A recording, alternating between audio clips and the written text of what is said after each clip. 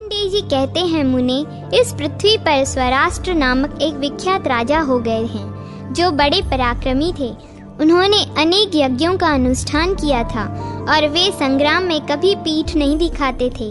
राजा के मंत्री की आराधना से प्रसन्न होकर भगवान सूर्य ने राजा को बहुत बड़ी आयु प्रदान की थी। राजा की 100 स्त्रियां थीं, किंतु वे उनकी भांति बड़ी आयु से युक्त न होने के कारण समयानुसार मृत्यु को प्राप्त हुईं। इसी प्रकार धीरे धीरे राजा के मंत्री और सेवक भी काल के गाल में चले गए।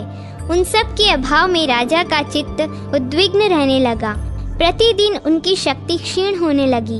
उन्हें वीर्य से हीन एवं दुखी जानकर विमर्द नाम के एक राजा ने आक्रमण किया और उनको राज्यच्युत कर दिया। राज्य से च्युत होने पर वे विरक्त हो वन में चले गए और वितस्ता नदी के तट पर रहकर तपस्या करने लगे।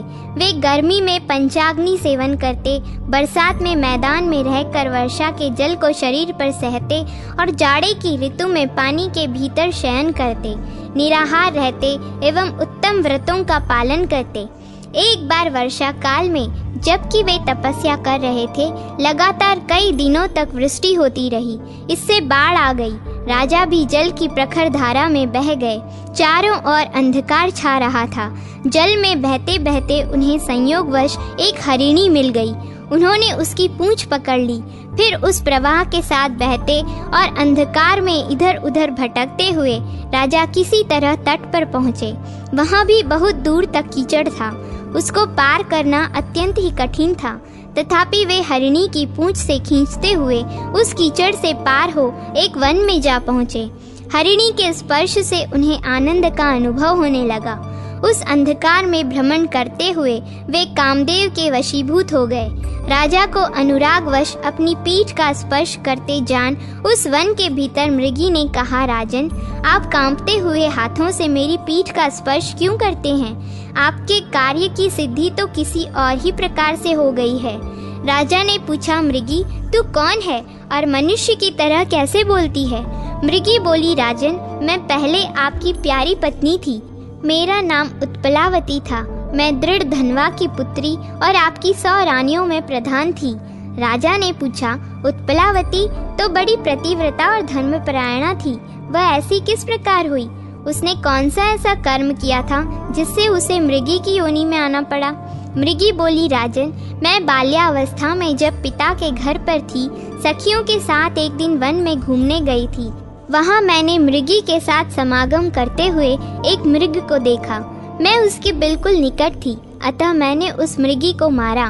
मुझसे डर कर वह मृगी अन्यत्र चली गई। तब मृग ने कुपित होकर कहा, ओ मूर्खे, तू क्यों इतनी मतवाली हो रही है? तेरी इस दुष्टता को धिक्कार है। उस मृग की मनुष्य के समान वाणी सुनकर मैं डर गई और बोली, तुम कौन हो? उसने उत्तर दिया, मैं निर्वृत्तिक चक्षु नामक मुनि का पुत्र हूँ। मेरा नाम सुतपा है। मृगी से संभोग करने की इच्छा होने के कारण मैं मृग हो गया। प्रेमवश मैंने इस मृगी का अनुसरण किया था और इसने भी मेरी अभिलाषा की थी, परंतु तूने आकर मुझसे उसका वियोग करा दिया, इसलिए मैं तुम्हें अभी शाप देता हूँ। मैंने कहा, मुने, मैंने अनजान में आपका अपराध किया है, अतः कृपा करके मुझे शाप न दीजिए। मेरे यूं कहने पर वे मुनि इस प्रकार बोले, यदि तुझे अपने को दे सकूं, तेरे गर्भ से पुत्र उत्पन्न कर सकूं, तो तुझे शाप नहीं दूंगा। मैंने कहा, मैं ना तो मृगी हूँ और न वन में मृगी का रूप धारण करके ही घूमती हूँ, अतः मेरी ओर से अपना मन हटा लीजिए। आपको दूसरी कोई मृगी मिल जाएगी। मेरी यह बात सुनकर मुनि की आंखें क्रोध से लाल हो गईं। उनका होंठ कांपने लगा। वे बोले, ओ नादान, तू कहती है मैं मृगी नहीं हूँ, तो ले, तू मृगी ही हो जाएगी। तब मैं अत्यंत दुखित हो मुनि को प्रणाम करके बोली, मुने, मुझ पर प्रसन्न होइए। मैं अभी बालिका हूँ, बोलने का ढंग नहीं जानती। मुनिवर, पिता के न रहने पर ही स्त्री स्वयं अपना पति चुनती है। मेरे पिताजी तो अभी जीवित हैं, फिर कैसे मैं आपका वरण कर सकती हूँ? अथवा सारा अपराध मेरा ही है। फिर भी आप प्रसन्न होइए, मैं आपके चरणों में प्रणाम करती हूँ। तब मुनि श्रेष्ठ सुतपा ने कहा, मेरी बात झूठी नहीं हो सकती। तू मरने पर इसी वन में मृगी होगी। उस समय सिद्ध वीर्य मुनि के पुत्र महाबाहुलोल तेरे गर्भ में आएंगे। उनके गर्भ में आते ही तुझे अपने पूर्व जन्म का स्मरण होगा। फिर स्मरण शक्ति प्राप्त करके तू मानवी की भांति बोलने लगेगी। उस गर्भ के उत्पन्न होने पर तू मृगी के शरीर से मुक्त हो जाएगी और पति से समादृत हो उन लोकों में जाएगी जहाँ कुकर्मी मनुष्य कदापि नहीं जा सकते। लोल भी बड़े पराक्रमी होंगे और अपने पिता के शत्रुओं को मारकर सारी पृथ्वी अपने अधिकार में कर लेंगे। तत्पश्चात वे मनु के पद पर प्रतिष्ठित होंगे। इस प्रकार शाप मिलने पर मैं तिर्यक योनि में आई हूँ। आपके शरीर का स्पर्श होने मात्र से मेरे उदर में गर्भ स्थापित हो गया है। मृगी के यूं कहने पर राजा को बड़ी प्रसन्नता हुई। उन्होंने सोचा, मेरा पुत्र मेरे शत्रुओं को परास्त करके इस पृथ्वी पर मनु होगा, यह कितने आनंद की बात है। तदनंतर कुछ काल के पश्चात मृगी ने उत्तम लक्षणों से संपन्न पुत्र को जन्म दिया। उसके उत्पन्न होने पर संपूर्ण भूत आनंद का अनुभव करने लगे। विशेषतः राजा को बड़ी प्रसन्नता हुई। मृगी भी शाप से छूटकर उत्तम लोकों को चली गई। तदनंतर सब ऋषियों ने आकर उसकी भावी समृद्धि देख उस बालक का नामकरण किया। तामसी योनि में पड़ी हुई माता के गर्भ से इसका जन्म हुआ था, इसलिए यह बालक संसार में तामस नाम से विख्यात होगा। तत्पश्चात पिता अपने पुत्र तामस का लालन पालन करने लगे। जब तामस को कुछ समझ हुई तो उसने पिता से पूछा, तात, आप कौन हैं? मैं आपका पुत्र किस प्रकार हुआ? मेरी माता कौन है और आप किस लिए यहाँ आए हैं? यह सब सच सच बताइए। तब पिता ने अपने राज्य से च्युत होने आदि से लेकर सब वृत्तांत पुत्र को बतलाया। ये सब बातें सुनकर तामस ने भगवान सूर्य की आराधना की और उनसे उपसंहार सहित संपूर्ण दिव्य अस्त्र प्राप्त किए। अस्त्र शस्त्रों का ज्ञाता होकर उसने संपूर्ण शत्रुओं को परास्त किया और उन्हें पिता के पास ले आकर उनकी आज्ञा मिलने पर छुटकारा दिया। वह सदा अपने धर्म के पालन में लगा रहता था। उसके पिता भी शरीर त्यागने के पश्चात तप और यज्ञ से उपार्जित पुण्य लोकों में गए। सारी पृथ्वी को जीतकर तामस राजा हुआ और फिर मनु के पद पर प्रतिष्ठित हुआ। अब तामस मनवंतर का वर्णन सुनो। उसमें सत्य, सुधि, सुरूप और हरि ये 4 देवगण हुए। इनमें से एक एक गण में 27 देवता हैं। उन देवताओं के इंद्र का नाम शिखी था। वे अत्यंत बली और महापराक्रमी थे। उन्होंने 100 यज्ञों का अनुष्ठान करके इस पद को प्राप्त किया था। ज्योतिर्धर्मा, पृथु, काव्य, चैत्र, अग्नि, बलक और पीवर ये ही 7 उस समय के सप्तऋषि थे। नर, क्षांति, शांत, दांत, जानु और जंघ आदि महाबली राजा तामस मनु के पुत्र थे। रैवत मनु की उत्पत्ति और उनके मनवंतर का वर्णन। मार्कंडेय जी कहते हैं, ब्राह्मण 5वें मनु का नाम रैवत था। उनकी उत्पत्ति का वर्णन करता हूँ, सुनो। पूर्व काल में ऋतवाक नाम से प्रसिद्ध एक महर्षि थे। उनके बहुत समय तक कोई पुत्र नहीं हुआ। दीर्घ काल के पश्चात हुआ भी तो रेवती नक्षत्र के अंतिम चरण में उसका जन्म हुआ।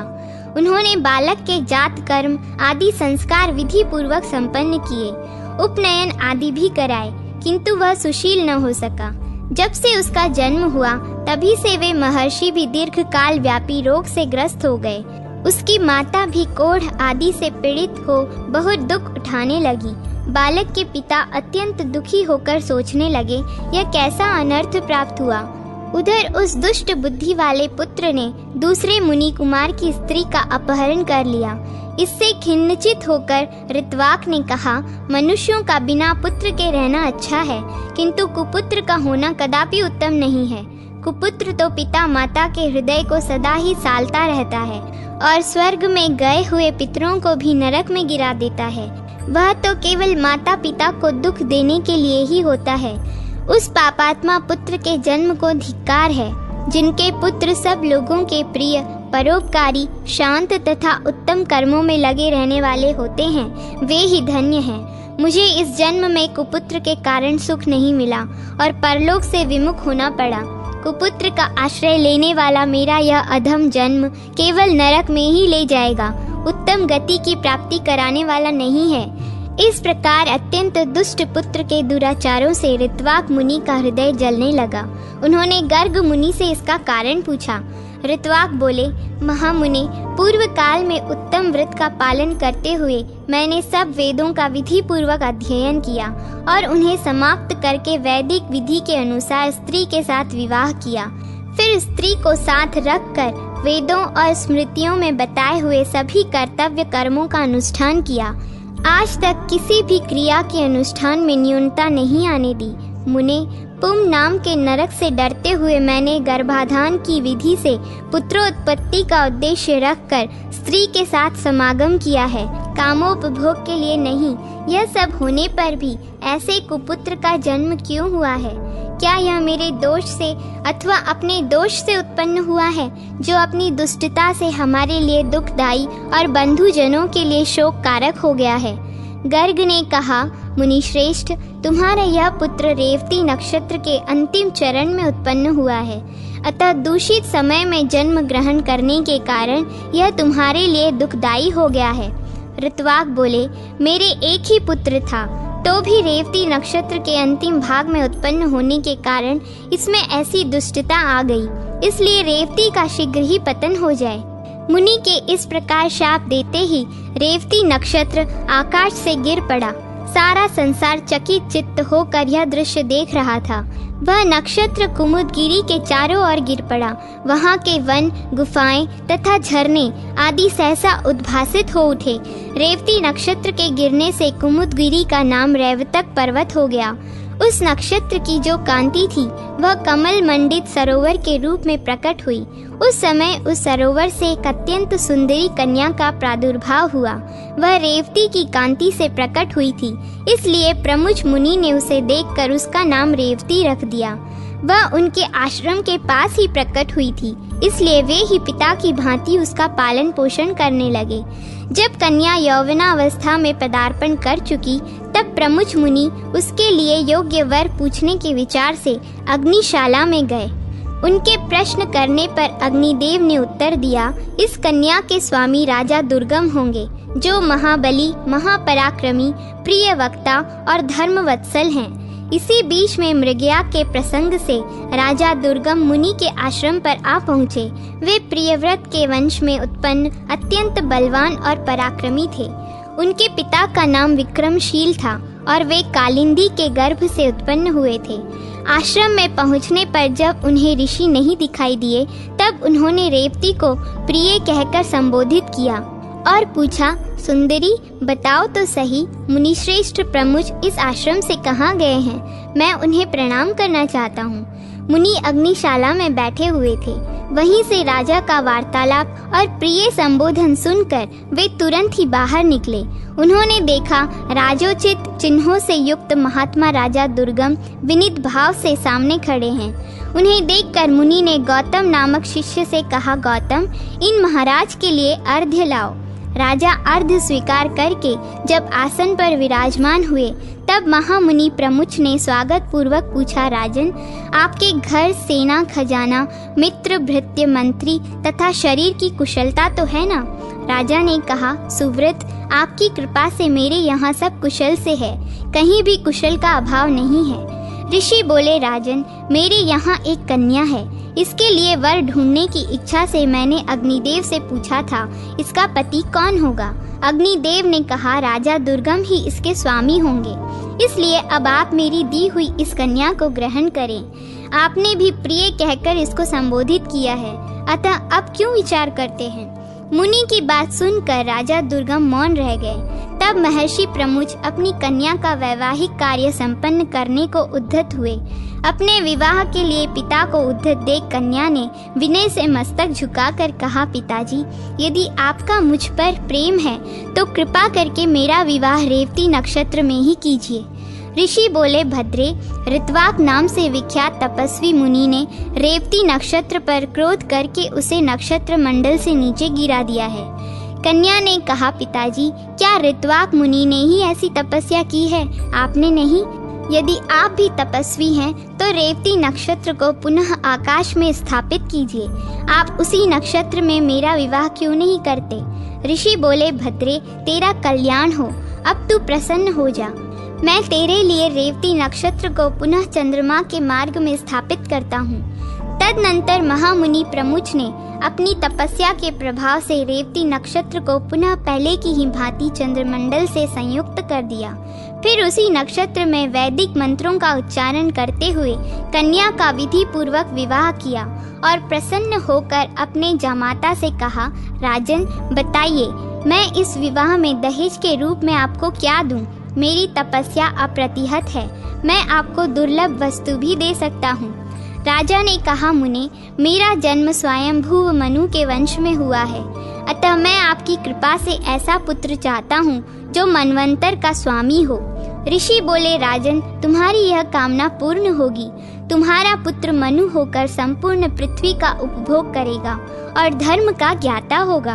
तब राजा उस स्त्री को साथ ले अपने नगर को चले गए। उनसे रेवती के गर्भ से रैवत का जन्म हुआ, जो सब धर्मों से संपन्न और मनुष्यों से अजेय था। वे सब शास्त्रों के ज्ञाता और वेद विद्या के विशारद थे। उनके मनवंतर में सुमेधा, भूपति, वैकुंठ और अमिताभ ये 4 देवगण थे। इनमें से प्रत्येक गण में 14 देवता थे। इन चारों देवगणों के स्वामी विभु नामक इंद्र थे, जिन्होंने 100 यज्ञों का अनुष्ठान करके इस पद को प्राप्त किया था।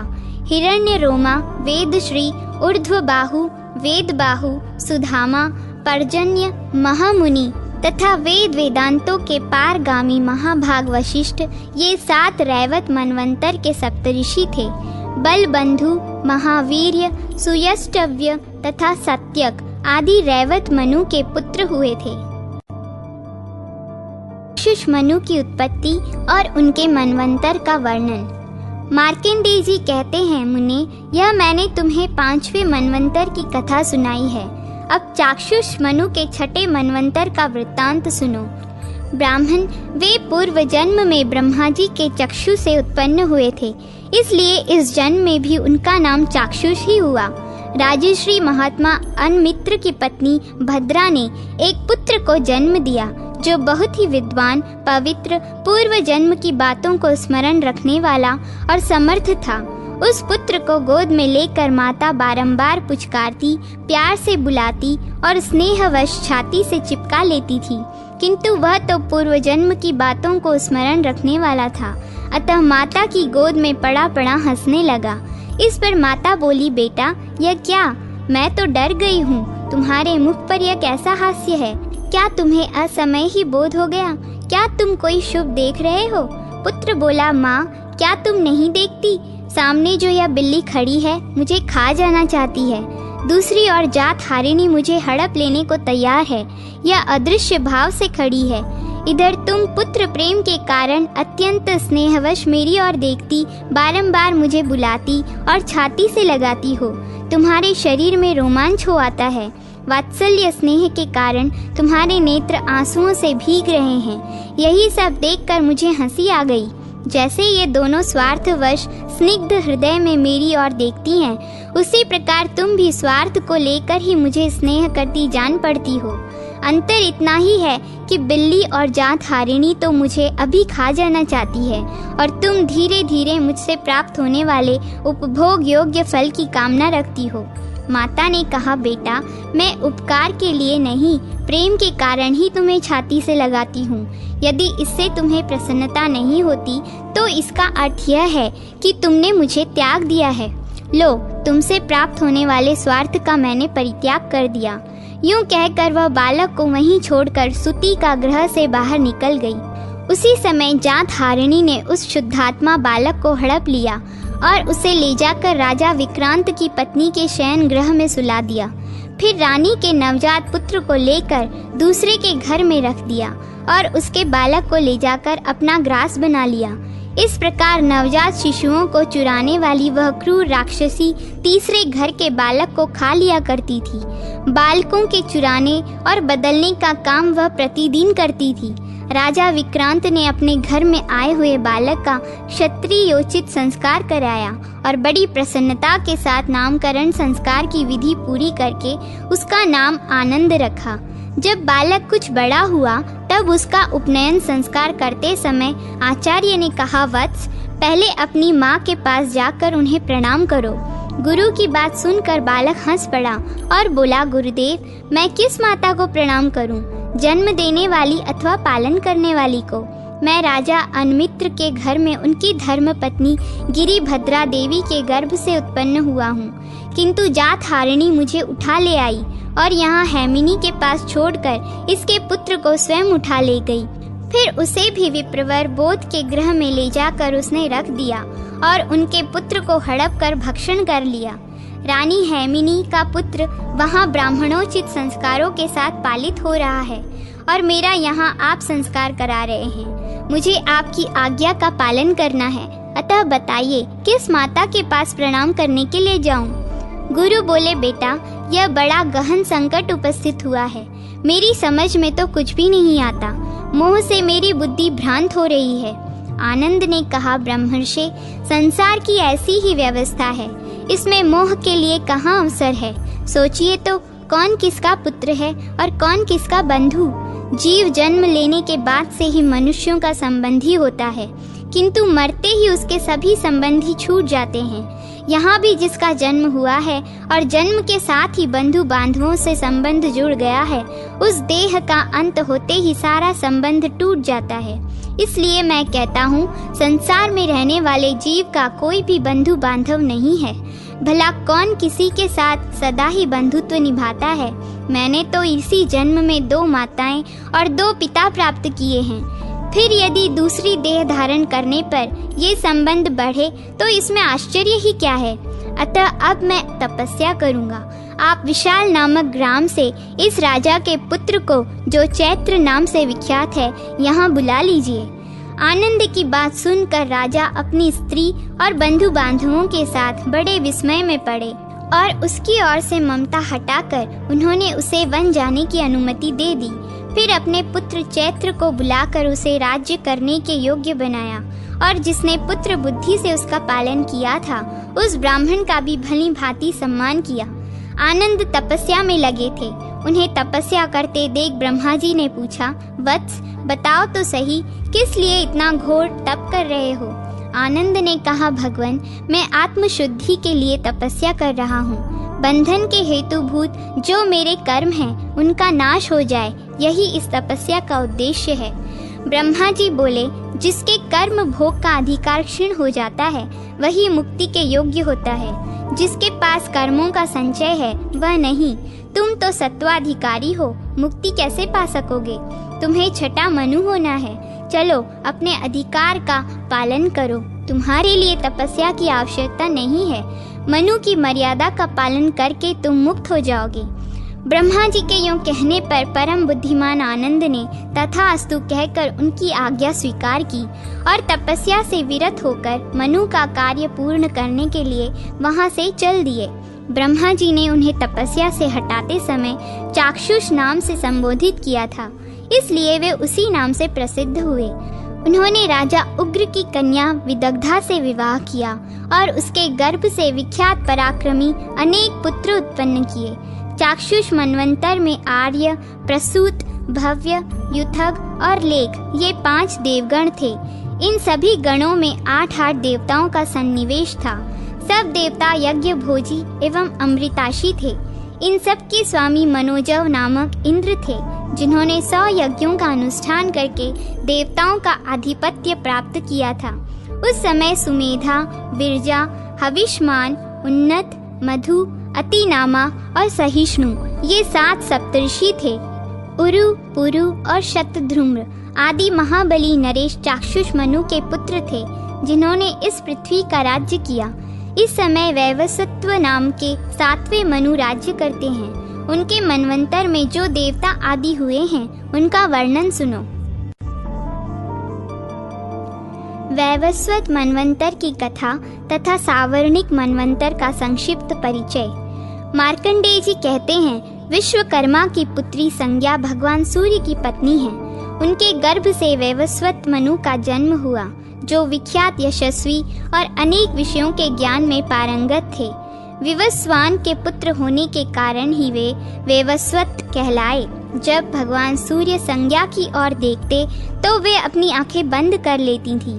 इससे रुष्ट होकर सूर्य ने संज्ञा से यह निठुर वचन कहा, ओ मूर्खे, तू मुझे देखकर सदा नेत्रों को संयम करती है, इसलिए तेरे गर्भ से प्रजाजनों को संयम में रखने वाला यम उत्पन्न होगा। यह सुनकर संज्ञा देवी भय से व्याकुल हो उठी, उनकी दृष्टि चंचल हो गई। यह देख सूर्य ने फिर कहा, तूने इस समय मुझे देखकर अपनी दृष्टि चंचल की है, इसलिए चंचल लहरों से युक्त नदी तेरी कन्या के रूप में उत्पन्न होगी। तदनंतर पति के शाप से संज्ञा ने एक पुत्र और पुत्री को जन्म दिया। पुत्र का नाम यम हुआ और पुत्री यमुना नाम से विख्यात महानदी हुई। संज्ञा सूर्य के तेज को बड़े कष्ट से सहन करती थी, वह उसके लिए असह्य था। उसने सोचा, क्या करूं, कहाँ जाऊं, कहाँ जाने से मुझे शांति मिलेगी और मेरे स्वामी मुझ पर कुपित भी नहीं होंगे। इस तरह अनेक प्रकार से विचार करके प्रजापति कुमारी संज्ञा ने पिता के घर का आश्रय लेना ही ठीक समझा। वहां जाने के लिए उद्यत होकर उसने अपनी छाया को ही सूर्यदेव की पत्नी बनाया और उससे कहा, तू इस घर में रह और मेरी ही तरह सब संतानों तथा भगवान सूर्य के प्रति भी उत्तम वर्ताव रखना। यूं कहकर संज्ञा देवी अपने पिता के घर चली गईं। वहां उन्होंने त्वष्टा प्रजापति का दर्शन किया। उन्होंने भी बड़े आदर के साथ पुत्री का स्वागत सत्कार किया। वे कुछ काल तक वहां रहीं। इसके बाद पिता ने उन्हें प्रेम पूर्वक समझाते हुए कहा, बेटी, तुम तीनों लोक के स्वामी भगवान सूर्य की पत्नी हो, अतः तुम्हें अधिक समय तक पिता के घर में नहीं ठहरना चाहिए। अब तुम स्वामी के घर जाओ, मैं तुम पर बहुत प्रसन्न हूँ। पिता के यूं कहने पर संज्ञा ने बहुत अच्छा कहकर उनकी आज्ञा स्वीकार की और उन्हें प्रणाम करके वहां से चली गई। वे सूर्य के तेज से बहुत डरती थी और उनके ताप का सामना करना नहीं चाहती थी, इसलिए उत्तर कुरु में जाकर घोड़ी के रूप में रहने और तपस्या करने लगी। उधर छाया संज्ञा को ही संज्ञा समझकर भगवान सूर्य ने उससे 2 पुत्र और एक मनोहर कन्या उत्पन्न की। छाया संज्ञा अपनी संतानों को जितना प्यार करती थी उतना संज्ञा के पुत्र पुत्री को नहीं। मनु तो उसके इस वर्ताव को सह लेते थे, किंतु यम से सहन नहीं हुआ। उन्होंने क्रोध में आकर उसे मारने के लिए लात उठाई, किंतु फिर क्षमा भाव का आश्रय ले उसके शरीर पर लात नहीं लगाई। तब छाया संज्ञा ने कुपित हो यम को शाप दिया, मैं तुम्हारे पिता की पत्नी हूँ, किंतु तुम मर्यादा का उल्लंघन करके मुझे मारने के लिए लात उठा रहे हो, इसलिए तुम्हारा यह पैर आज ही पृथ्वी पर गिर पड़ेगा। माता का दिया हुआ शाप सुनकर यम भय से व्याकुल हो उठे और अपने पिता के पास जा उन्हें प्रणाम करके बोले, पिताजी, यह तो बड़े आश्चर्य की बात है। ऐसा तो कभी किसी ने भी नहीं देखा होगा कि माता वात्सल्य छोड़कर अपने पुत्र को शाप दे डाले। दुर्गुणी पुत्रों के प्रति भी माता का दुर्भाव नहीं होता। यमराज की बातें सुनकर भगवान सूर्य ने छाया संज्ञा को बुलाकर पूछा, संज्ञा कहाँ गई? वह बोली, नाथ, मैं ही त्वष्टा प्रजापति की कन्या और आपकी पत्नी संज्ञा हूँ। आपने मुझसे ही यह संतान उत्पन्न किए हैं। सूर्य ने कई बार घुमा फिरा कर पूछा, किंतु उसने सच्ची बात नहीं बताई। तब सूर्यदेव ने उसे शाप देने को उद्धत हुए। यह देख उसने सब बातें ठीक ठीक बता दी। असली बात का पता लगने पर भगवान सूर्य विश्वकर्मा के घर गए। विश्वकर्मा ने अपने घर पधारे हुए त्रिलोक पूजित सूर्यदेव का बड़ी भक्ति के साथ पूजन किया। फिर संज्ञा का पता पूछने पर उन्होंने कहा, भगवान, वह मेरे घर पर आई अवश्य थी, किंतु मैंने पुनः उसे आपके ही घर भेज दिया था। तब सूर्य ने समाधिस्थ होकर देखा, वह घोड़ी का रूप धारण करके उत्तर कुरु देश में तपस्या कर रही है। उसकी तपस्या का एक ही उद्देश्य है, मेरे स्वामी की आकृति सौम्य एवं शुभ हो जाए। सूर्य को उसकी तपस्या का उद्देश्य ज्ञात हो गया, अतः उन्होंने विश्वकर्मा से कहा, आप मेरे तेज को छांट दीजिए। तब उन्होंने संवत्सर रूप चक्र वाले सूर्य के तेज को छांट दिया। उस समय देवताओं ने उनकी बड़ी प्रशंसा की। तदनंतर देवताओं और ऋषियों ने संपूर्ण त्रिभुवन के पूजनीय भगवान सूर्य का स्तवन आरंभ किया। देवता बोले, भगवान, ऋग्वेद स्वरूप आपको नमस्कार है, सामवेद रूप आपको प्रणाम है, यजुर्वेद स्वरूप आपको नमस्कार है। आप ही समस्त सामों के अधिष्ठान हैं, आपको प्रणाम है। आप ज्ञान के एकमात्र आधार एवं अंधकार का नाश करने वाले हैं, आपको नमस्कार है। आपका स्वरूप शुद्ध ज्योतिर्मय है। आप स्वभाव से ही परम शुद्ध एवं निर्मलात्मा हैं। आपको प्रणाम है। आप सबसे महान, सर्वश्रेष्ठ, सबसे परे और साक्षात परमात्मा हैं। आपका स्वरूप संपूर्ण जगत में व्यापक है। आप सबके आत्मरूप हैं। आपको नमस्कार है। आप सबकी उत्पत्ति के कारण ज्ञान का चिंतन करने वाले पुरुषों के प्राप्तव्य स्थान सूर्य स्वरूप तथा प्रकाशात्म रूप हैं। आपको नमस्कार है। प्रभा का विस्तार करने वाले आपको नमस्कार है। दिन की सृष्टि करने वाले आपको प्रणाम है। रात्रि के हेतु भी आप ही हैं तथा संध्या और चांदनी की सृष्टि भी आप ही करते हैं। आपको नमस्कार है। भगवान, आप ही यह संपूर्ण जगत हैं। आप में ही चराचर प्राणियों सहित समस्त ब्रह्मांड ओतप्रोत है। अतएव ऊर्ध्व लोक में जब आप भ्रमण करते हैं तो आपके साथ यह ब्रह्मांड भी घूमता है। आपकी किरणों का स्पर्श पाकर ही संपूर्ण वस्तुएं पवित्र होती हैं। आपकी किरणें ही अपने स्पर्श से जल आदि को पवित्र करती हैं। जब तक इस जगत में आपकी दिव्य रश्मियों का संयोग नहीं होता, तब तक होम, दान आदि धर्म सफल नहीं हो पाता। ऋग्वेद की ये संपूर्ण ऋचाएं, दूसरी और यजुर्वेद के ये सब मंत्र तथा सामवेद की संपूर्ण श्रुतियां आपके ही अंगों से प्रकट होती हैं। जगन्नाथ, आप ऋग्वेदमय हैं, आप ही यजुर्वेदमय हैं तथा आप ही सामवेदमय हैं। नाथ, इस प्रकार आप त्रयीमय हैं। तीनों वेद आपके ही स्वरूप हैं। आप ही ब्रह्म के पर और अपर रूप हैं। मूर्त, अमूर्त, स्थूल और सूक्ष्म सभी रूपों में आपकी ही स्थिति है। निमेष, काष्ठा आदि जो काल के छोटे छोटे विभाग हैं, वे सब आपके ही स्वरूप हैं। आप ही क्षयात्मक काल रूप हैं। भगवान, आप प्रसन्न होइए और अपनी इच्छा से ही अपने प्रचंड तेज को शांत कीजिए। मार्कंडेय जी कहते हैं, देवताओं और देवर्षियों के इस प्रकार स्तुति करने पर तेजो राशि अविनाशी भगवान सूर्य ने विश्वकर्मा के द्वारा अपने तेज को कम कर दिया। उनका जो ऋग्वेदमय तेज था, उससे पृथ्वी का निर्माण हुआ। यजुर्वेदमय तेज से भूलोक की रचना हुई और सामवेदमय तेज ही स्वर्गलोक के रूप में प्रतिष्ठित हुआ।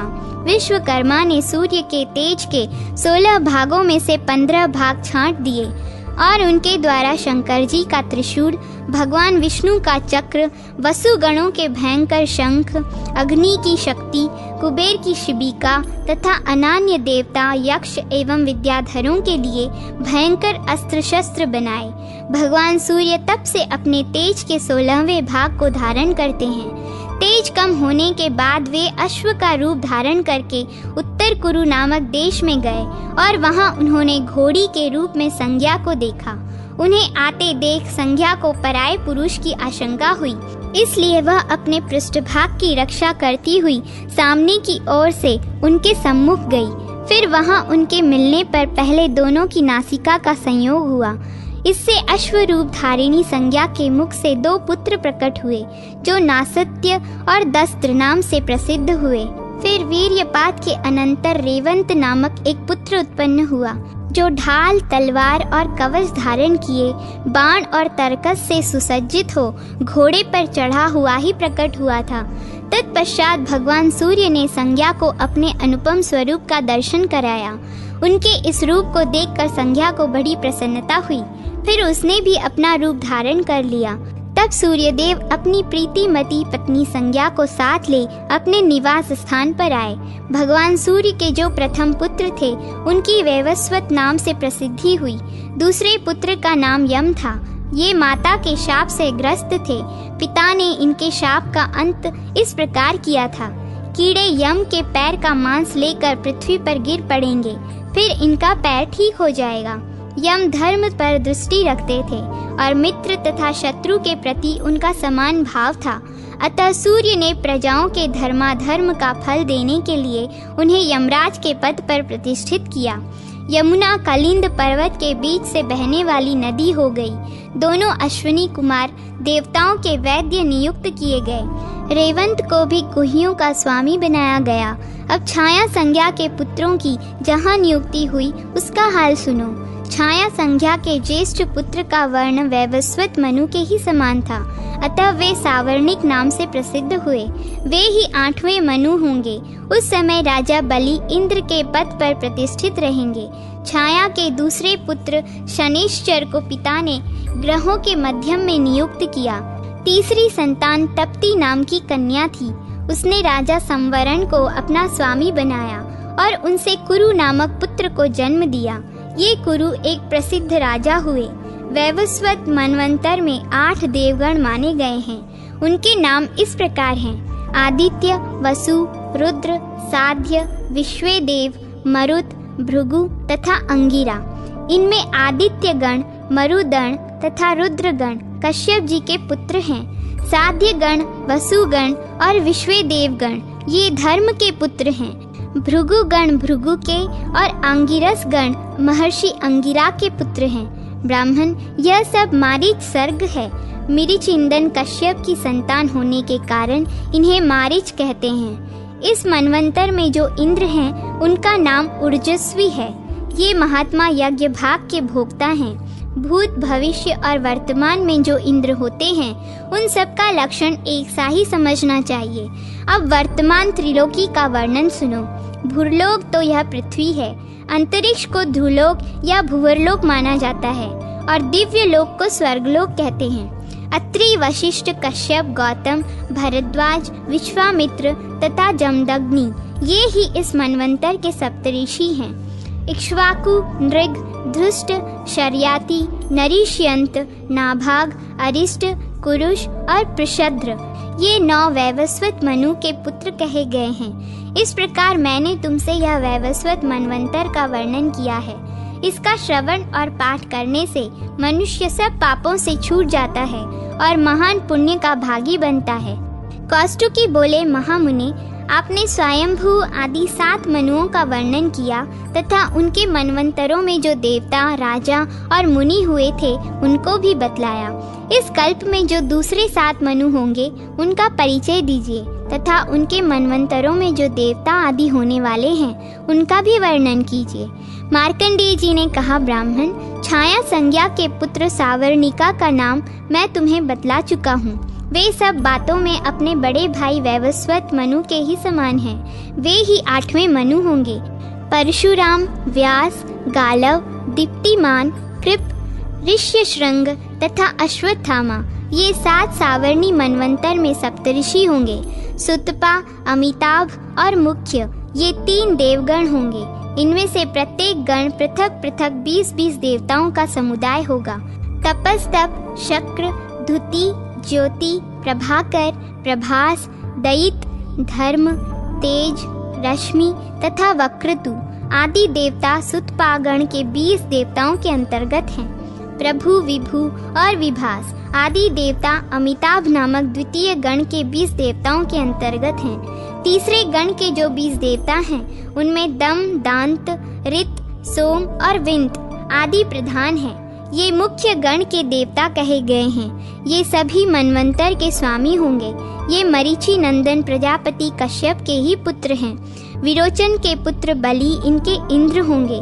वे बलि आज भी अपनी प्रतिज्ञा के बंधन से बंधकर पाताल लोक में विराजमान हैं। विरजा, अर्ववीर, निर्मोह, सत्यवाक, कृति तथा विष्णु आदि सावर्णी मनु के पुत्र होंगे। में देवी महात्म्य प्रथमोध्याय। मेधा ऋषि का राजा सूरज और समाधि को भगवती की महिमा बताते हुए मधु कैटभ वध का प्रसंग सुनाना। प्रथम चरित्र के ब्रह्मा ऋषि महाकाली देवता, गायत्री छंद, नंदा शक्ति, रक्तदंती का बीज, अग्नि तत्व और ऋग्वेद स्वरूप हैं। श्री महाकाली देवता की प्रसन्नता के लिए प्रथम चरित्र के जप में विनियोग किया जाता है। भगवान विष्णु के सो जाने पर मधु और कैटभ को मारने के लिए कमल जन्मा ब्रह्मा जी ने जिनका स्तवन किया था, उन महाकाली देवी का मैं सेवन करता हूँ। वे अपने 10 हाथों में खड्ग, चक्र, गदा, बाण, धनुष, परिघ, शूल, भुशुंडी, मस्तक और शंख धारण करती हैं। उनके 3 नेत्र हैं। वे समस्त अंगों में दिव्य आभूषणों से विभूषित हैं। उनके शरीर की कांति नीलमणि के समान है तथा वे 10 मुख और 10 पैरों से युक्त हैं। मार्कंडेय जी बोले, सूर्य के पुत्र सावर्णी जो 8वें मनु कहे जाते हैं, उनकी उत्पत्ति की कथा विस्तार पूर्वक कहता हूँ, सुनो। सूर्य कुमार महाभाग सावर्णी भगवती महामाया के अनुग्रह से जिस प्रकार मनवंतर के स्वामी हुए, वही प्रसंग सुनाता हूँ। पूर्व काल की बात है। स्वारोचिष मनवंतर में सुरथ नाम के एक राजा थे, जो चैत्र वंश में उत्पन्न हुए थे। उनका समस्त भूमंडल पर अधिकार था। वे प्रजा का अपने औरस पुत्रों की भांति धर्म पूर्वक पालन करते थे। फिर भी उस समय कोला विध्वंसी नाम के क्षत्रिय उनके शत्रु हो गए। राजा सुरथ की दंड नीति बड़ी प्रबल थी। उनका शत्रुओं के साथ संग्राम हुआ। यद्यपि कोला विध्वंसी संख्या में कम थे, तो भी राजा सुरथ युद्ध में उनसे परास्त हो गए। तब वे युद्ध भूमि से अपने नगर को लौट आए और केवल अपने देश के राजा होकर रहने लगे। किंतु वहां भी उन प्रबल शत्रुओं ने उस समय महाभाग राजा सुरथ पर आक्रमण कर दिया। राजा का बल क्षीण हो चला था, इसलिए उनके दुष्ट बलवान एवं दुरात्मा मंत्रियों ने वहां उनकी राजधानी में भी राजकीय सेना और खजाने को वहां से हथिया लिया। सुरथ का प्रभुत्व नष्ट हो चुका था, इसलिए वे शिकार खेलने के बहाने घोड़े पर सवार हो वहां से अकेले ही एक घने जंगल में चले गए। वहां उन्होंने विप्रवर मेधा मुनि का आश्रम देखा, जहां कितने ही हिंसक जीव परम शांत भाव से रहते थे। मुनि के बहुत से शिष्य उस वन की शोभा बढ़ा रहे थे। वहां जाने पर मुनि ने उनका सत्कार किया और वे उन मुनि श्रेष्ठ के आश्रम पर इधर उधर विचरते हुए कुछ काल तक वहां रहे। फिर ममता से आकृष्ट चित्त होकर उस आश्रम में इस प्रकार चिंता करने लगे, पूर्व काल में मेरे पूर्वजों ने जिसका पालन किया था, वही नगर आज मुझसे रहित है। पता नहीं मेरे दुराचारी भृत्यगण उसकी धर्म पूर्वक रक्षा करते हैं या नहीं। जो सदा मद की वर्षा करने वाला और शूरवीर था, वह मेरा प्रधान हाथी अब शत्रुओं के अधीन होकर न जाने किन भोगों को भोगता होगा। जो लोग मेरी कृपा, धन और भोजन पाने में सदा मेरे पीछे पीछे चलते थे, वे निश्चय ही अब दूसरे राजाओं का अनुसरण करते होंगे। उन अपव्ययी लोगों के द्वारा सदा खर्च होते रहने के कारण अत्यंत कष्ट से जमा किया हुआ मेरा वह खजाना खाली हो जाएगा। ये तथा और भी कई बातें राजा सुरथ निरंतर सोचते रहते थे। एक दिन उन्होंने वहां विप्रवर मेधा के आश्रम के निकट एक वैश्य को देखा और उससे पूछा, भाई तुम कौन हो? यहाँ तुम्हारे आने का कारण क्या है? तुम क्यों शोकग्रस्त और अनमने से दिखाई देते हो? राजा सुरथ का यह प्रेम पूर्वक कहा हुआ वचन सुनकर वैश्य ने विनीत भाव से उन्हें प्रणाम करके कहा, राजन, मैं धनियों के कुल में उत्पन्न एक वैश्य हूँ। मेरा नाम समाधि है। मेरे दुष्ट स्त्री पुत्रों ने धन के लोभ से मुझे घर से बाहर निकाल दिया है। मैं इस समय धन, स्त्री और पुत्र से वंचित हूँ। मेरे विश्वसनीय बंधुओं ने मेरा ही धन लेकर मुझे दूर कर दिया है, इसलिए दुखी होकर मैं वन में चला आया हूँ। यहाँ रहकर मैं इस बात को नहीं जानता कि मेरे पुत्रों की, स्त्री की और स्वजनों की कुशल है या नहीं। इस समय घर में वे कुशल से रहते हैं अथवा उन्हें कोई कष्ट है। वे मेरे पुत्र कैसे हैं? क्या वे सदाचारी हैं अथवा दुराचारी हो गए हैं? राजा ने पूछा, जिन लोभी स्त्री पुत्र आदि ने धन के कारण तुम्हें घर से निकाल दिया, उनके प्रति तुम्हारे चित्त में इतना स्नेह क्यों है? वैश्य बोला, आप मेरे विषय में जो बात कहते हैं वह सब ठीक है, किंतु क्या करूं? मेरा मन निष्ठुरता नहीं धारण करता। जिन्होंने धन के लोभ में पड़कर पिता के प्रति स्नेह, पति के प्रति प्रेम तथा आत्मीय जन के प्रति अनुराग को तिलांजलि दे मुझे घर से निकाल दिया है, उन्हीं के प्रति मेरे हृदय में इतना स्नेह है। महामते, गुणहीन बंधुओं के प्रति भी जो मेरा चित्त इस प्रकार प्रेम मग्न हो रहा है, यह क्या है? इस बात को मैं जानकर भी नहीं जान पाता। उनके लिए मैं लंबी सांसें ले रहा हूँ और मेरा हृदय अत्यंत दुखित हो रहा है। उन लोगों में प्रेम का सर्वथा अभाव है, तो भी उनके प्रति जो मेरा मन निष्ठुर नहीं हो पाता, इसके लिए क्या करूँ?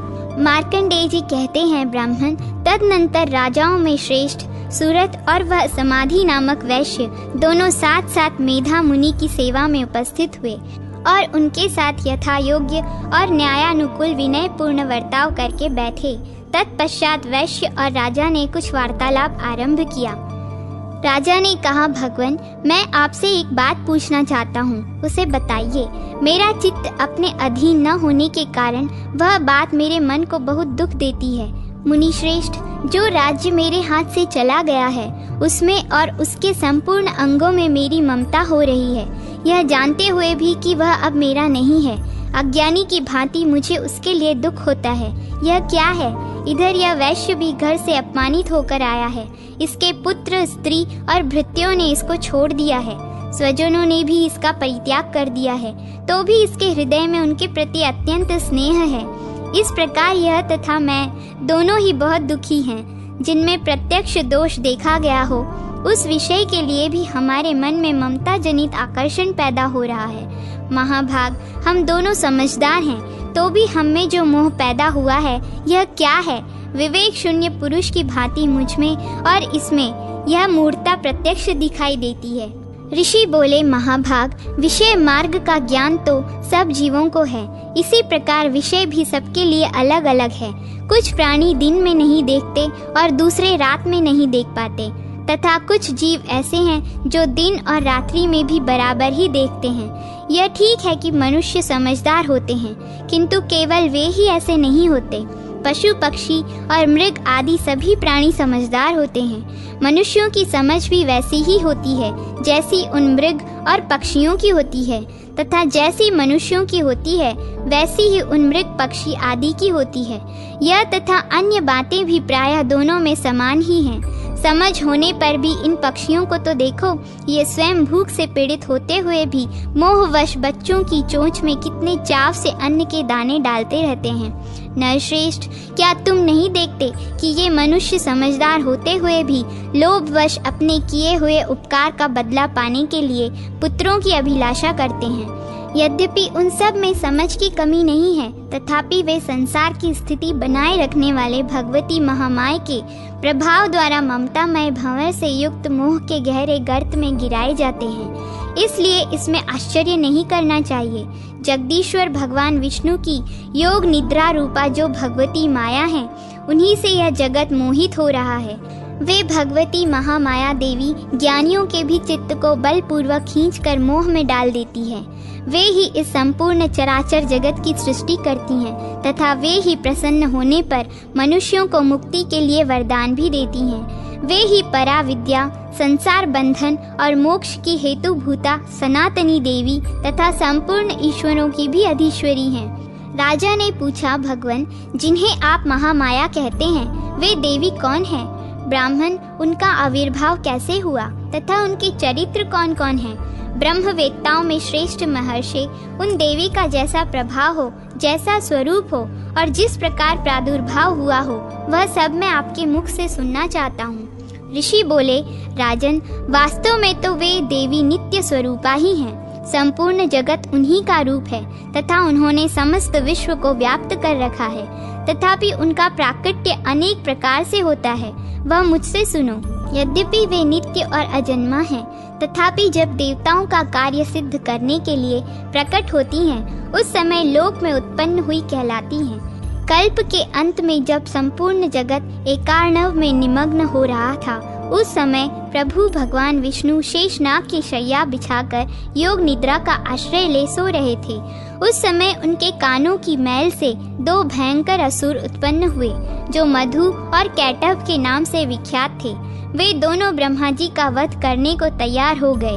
भगवान विष्णु के नाभि कमल में विराजमान प्रजापति ब्रह्मा जी ने जब उन दोनों भयानक असुरों को अपने पास आया और भगवान को सोया हुआ देखा, तो एकाग्रचित्त होकर उन्होंने भगवान विष्णु को जगाने के लिए उनके नेत्रों में निवास करने वाली योग निद्रा का स्तवन आरंभ किया, जो इस विश्व की अधीश्वरी, जगत को धारण करने वाली, संसार का पालन और संहार करने वाली तथा तेजस स्वरूप भगवान विष्णु की अनुपम शक्ति हैं।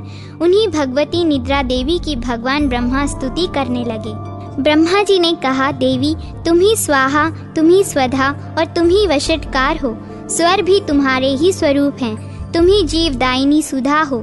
नित्य अक्षर प्रणव में अकार उकार, मकार इन 3 मात्राओं के रूप में तुम ही स्थित हो तथा इन 3 मात्राओं के अतिरिक्त जो बिंदु रूपा नित्य अर्ध मात्रा है, जिसका विशेष रूप से उच्चारण नहीं किया जा सकता, वह भी तुम ही हो। देवी, तुम ही संध्या, सावित्री तथा परम जननी हो। देवी, तुम ही इस विश्व ब्रह्मांड को धारण करती हो। तुमसे ही इस जगत की सृष्टि होती है, तुम ही से इसका पालन होता है और सदा तुम ही कल्प के अंत में सबको अपना ग्रास बना लेती हो।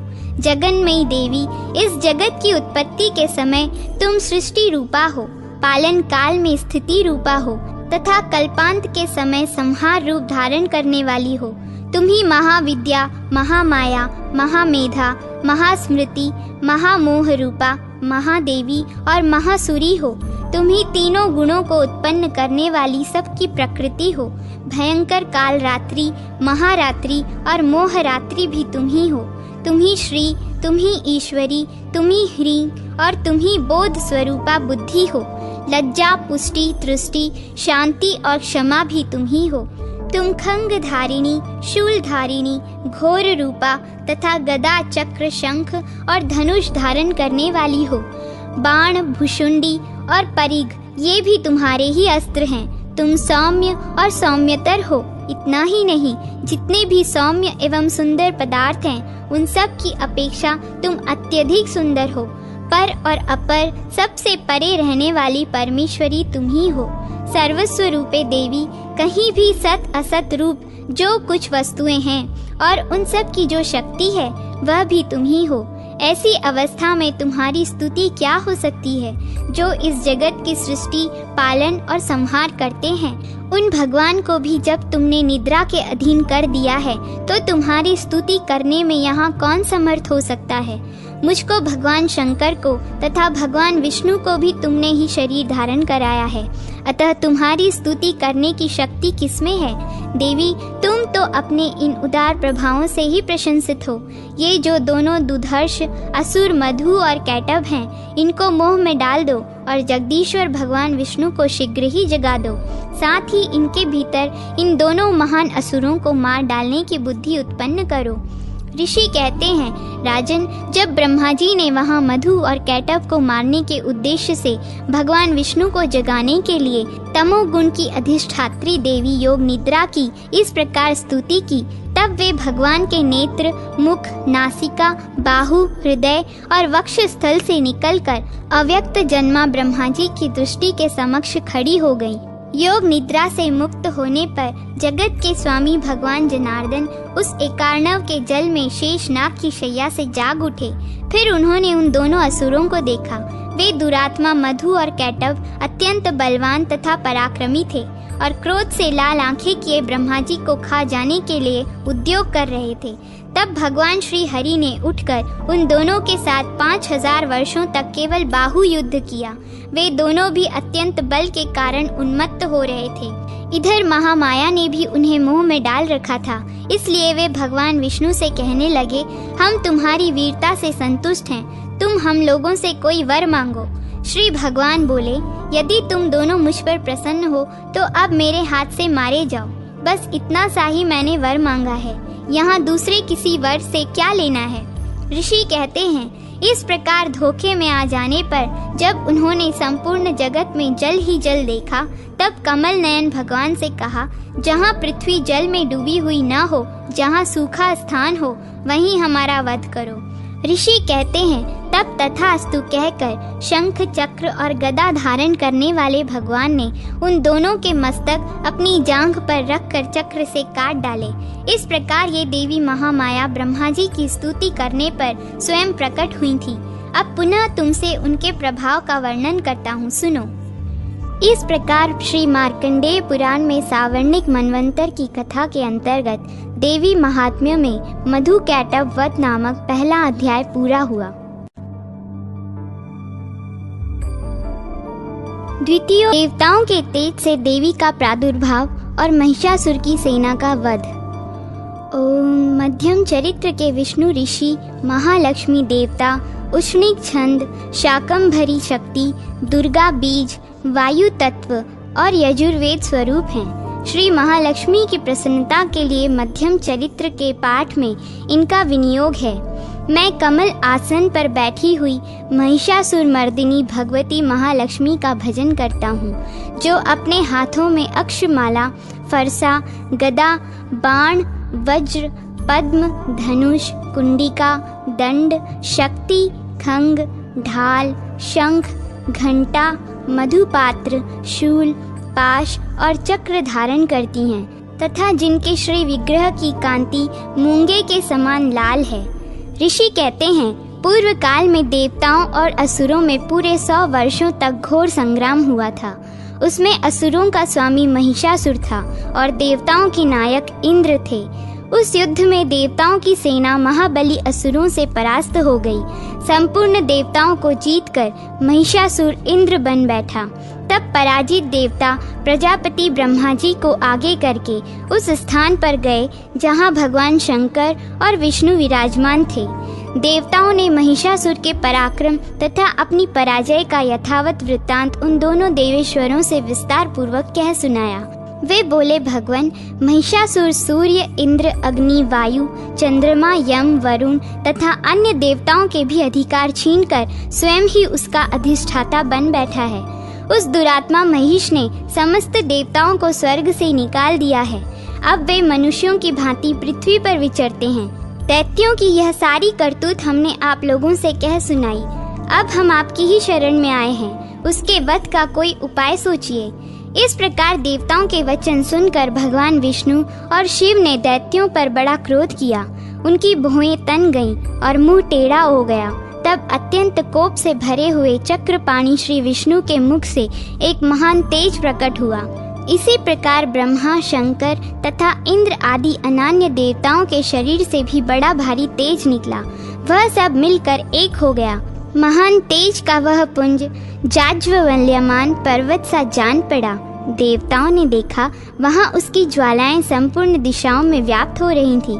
संपूर्ण देवताओं के शरीर से प्रकट हुए उस तेज की कहीं तुलना नहीं थी। एकत्रित होने पर वह एक नारी के रूप में परिणत हो गया और अपने प्रकाश से तीनों लोकों में व्याप्त जान पड़ा। भगवान शंकर का जो तेज था, उससे उस देवी का मुख प्रकट हुआ। यमराज के तेज से उसके सिर में बाल निकल आए। श्री विष्णु भगवान के तेज से उसकी भुजाएं उत्पन्न हुईं। चंद्रमा के तेज से दोनों स्तनों का और इंद्र के तेज से मध्य भाग का प्रादुर्भाव हुआ। वरुण के तेज से जंघा और पिंडली तथा पृथ्वी के तेज से नितंब भाग प्रकट हुआ। ब्रह्मा के तेज से दोनों चरण और सूर्य के तेज से उनकी उंगलियां हुईं। वसुओं के तेज से हाथों की अंगुलियां और कुबेर के तेज से नासिका प्रकट हुई। उस देवी के दांत प्रजापति के तेज से और तीनों नेत्र अग्नि के तेज से प्रकट हुए थे। उसकी भौहें संध्या के और कान वायु के तेज से उत्पन्न हुए थे। इसी प्रकार अनान्य देवताओं के तेज से भी उस कल्याणमयी देवी का आविर्भाव हुआ। तदनंतर समस्त देवताओं के तेजः पुंज से प्रकट हुई देवी को देखकर महिषासुर के सताए हुए देवता बहुत प्रसन्न हुए। पिनाकधारी भगवान शंकर ने अपने शूल से एक शूल निकालकर उन्हें दिया। फिर भगवान विष्णु ने भी अपने चक्र से चक्र उत्पन्न करके भगवती को अर्पण किया। वरुण ने भी शंख भेंट किया। अग्नि ने उन्हें शक्ति दी और वायु ने धनुष तथा बाण से भरे हुए 2 तरकस प्रदान किए। सहस्त्र नेत्रों वाले देवराज इंद्र ने अपने वज्र से वज्र उत्पन्न करके दिया और ऐरावत हाथी से उतारकर एक घंटा भी प्रदान किया।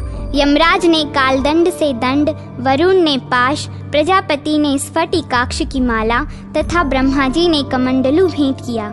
सूर्य ने देवी के समस्त रोमकूपों में अपनी किरणों का तेज भर दिया। काल ने उन्हें चमकती हुई ढाल और तलवार दी। क्षीर समुद्र ने उज्जवल हार तथा कभी जीर्ण न होने वाले 2 दिव्य वस्त्र भेंट किए। साथ ही उन्होंने दिव्य चूड़ामणि, 2 कुंडल, कड़े उज्जवल अर्धचंद्र, सब बाहुओं के लिए केयूर, दोनों चरणों के लिए निर्मल नुपुर, गले की सुंदर हंसली और सब उंगलियों में पहनने के लिए रत्नों की बनी अंगूठियां भी दी। विश्वकर्मा ने उन्हें अत्यंत निर्मल फरसा भेंट किया। साथ ही अनेक प्रकार के अस्त्र और अभेद्य कवच दिए। इनके सिवा मस्तक और वक्ष स्थल पर धारण करने के लिए कभी न कुम्हलाने वाले कमलों की मालाएं दी। जल्दी ने भी उन्हें सुंदर कमल का फूल भेंट किया। हिमालय ने सवारी के लिए सिंह तथा भांति भांति के रत्न समर्पित किए।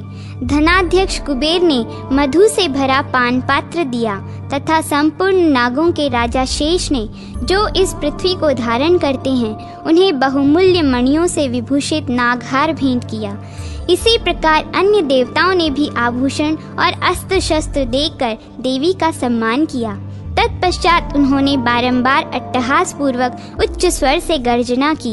उनके भयंकर नाद से संपूर्ण आकाश गूंज उठा। देवी का वह अत्यंत उच्च स्वर से किया हुआ सिंहनाद कहीं समा न सका। आकाश उसके सामने लघु प्रतीत होने लगा। उससे बड़े जोर की प्रतिध्वनि हुई, जिससे संपूर्ण विश्व में हलचल मच गई और समुद्र कांप उठे। पृथ्वी डोलने लगी और समस्त पर्वत हिलने लगे। उस समय देवताओं ने अत्यंत प्रसन्नता के साथ सिंह वाहिनी भवानी से कहा, देवी तुम्हारी जय हो। साथ ही महर्षियों ने भक्ति भाव से विनम्र होकर उनका स्तवन किया। संपूर्ण त्रिलोकी को क्षोभग्रस्त देख दैत्यगण अपनी समस्त सेना को कवच आदि से सुसज्जित कर हाथों में हथियार ले सहसा उठकर खड़े हो गए। उस समय महिषासुर ने बड़े क्रोध में आकर कहा, यह क्या हो रहा है? फिर वह संपूर्ण असुरों से घिरकर उस सिंहनाद की ओर लक्ष्य करके दौड़ा और आगे पहुंचकर उसने देवी को देखा, जो अपनी प्रभा से तीनों लोकों को प्रकाशित कर रही थी। उनके चरणों के भार से पृथ्वी दबी जा रही थी। माथे के मुकुट से आकाश में रेखा सी खींच रही थी तथा वे अपने धनुष की टंकार से सातों पातालों को शुद्ध किए देती थी। देवी अपनी हजारों भुजाओं से संपूर्ण दिशाओं को आच्छादित करके खड़ी थी। तदनंतर उनके साथ दैत्यों का युद्ध छिड़ गया। नाना प्रकार के अस्त्र शस्त्रों के प्रहार से संपूर्ण दिशाएं उद्भासित होने लगी। चिक्षुर नामक महान असुर महिषासुर का सेना नायक था। वह देवी के साथ युद्ध करने लगा। अन्य दैत्यों की चतुर्गुणी सेना साथ लेकर चामर भी लड़ने लगा। 60,000 रथियों के साथ आकर उदग्र नामक महादैत्य ने लोहा लिया। 1 करोड़ रथियों को साथ लेकर महाहनु नामक दैत्य युद्ध करने लगा, जिसके रोएं तलवार के समान तीखे थे। वह असीलोमा नामक महादैत्य 5 करोड़ रथी सैनिकों सहित युद्ध में आ डटा। 60 लाख रथियों से घिरा हुआ बाष्कल नामक दैत्य भी उस युद्ध भूमि में लड़ने लगा। परिवारित नामक राक्षस हाथी सवार और घुड़सवारों के अनेक दलों तथा 1 करोड़ रथियों की सेना लेकर युद्ध करने लगा। बिडाल नामक दैत्य 5 अरब रथियों से घिरकर लोहा लेने लगा। इनके अतिरिक्त और भी हजारों महादैत्य रथ, हाथी और घोड़ों की सेना साथ लेकर वहां देवी के साथ युद्ध करने लगे। स्वयं महिषासुर उस रणभूमि में कोटि कोटि सहस्त्र रथ, हाथी और घोड़ों की सेना से घिरा हुआ खड़ा था।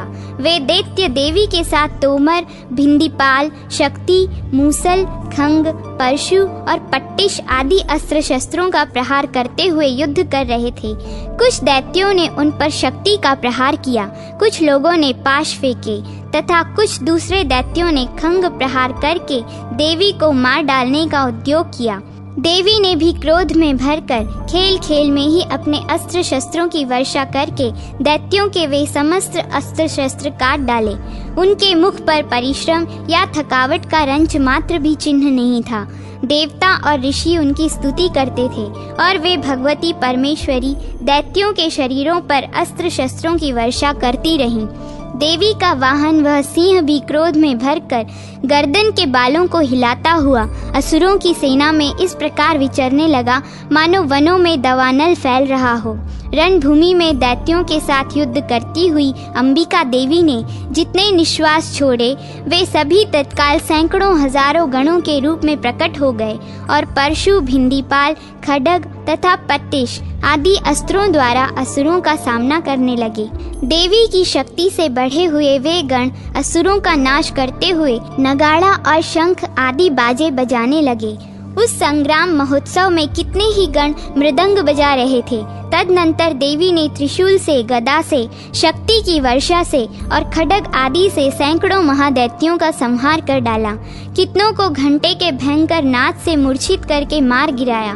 बहुतेरे दैत्यों को पाश से बांधकर धरती पर घसीटा। कितने ही दैत्य उनकी तीखी तलवार की मार से दो दो टुकड़े हो गए। कितने ही गदा की चोट से घायल हो धरती पर सो गए। कितने ही मूसल की मार से अत्यंत आहत होकर रक्त वमन करने लगे। कुछ दैत्य शूल से छाती फट जाने के कारण पृथ्वी पर ढेर हो गए। उस रणांगण में बाण समूहों की वृष्टि से कितने ही असुरों की कमर टूट गई। बाज की तरह झपटने वाले देव पीड़क दैत्यगण अपने प्राणों से हाथ धोने लगे। किन्हीं की बाहें छिन्न भिन्न हो गईं, कितनों की गर्दनें कट गईं।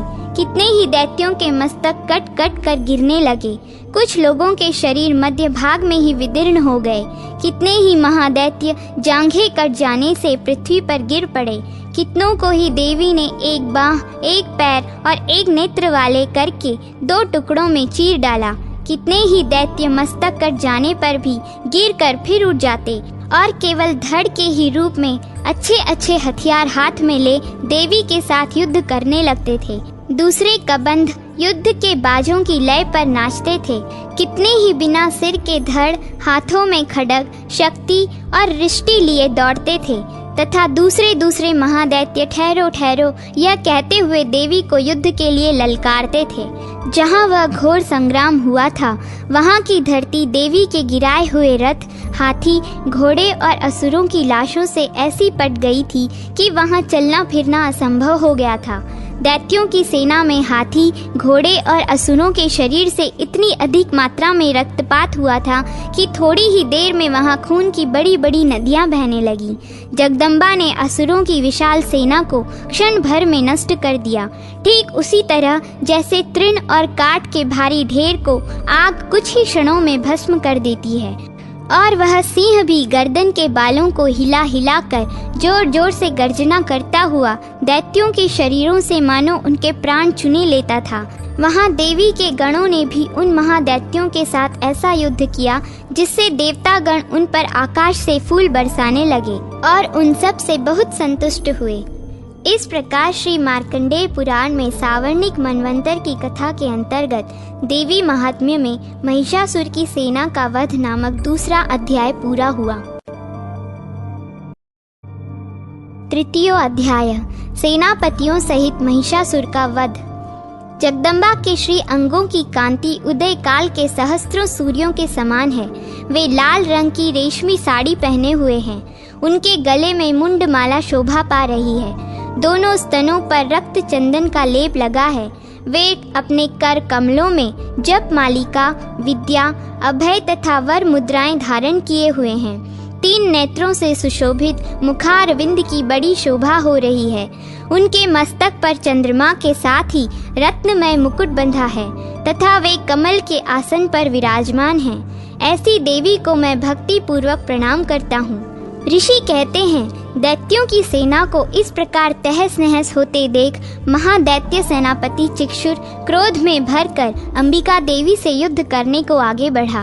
वह असुर रणभूमि में देवी के ऊपर इस प्रकार बाणों की वर्षा करने लगा जैसे बादल मेरुगिरी के शिखर पर पानी की धार बरसा रहा हो।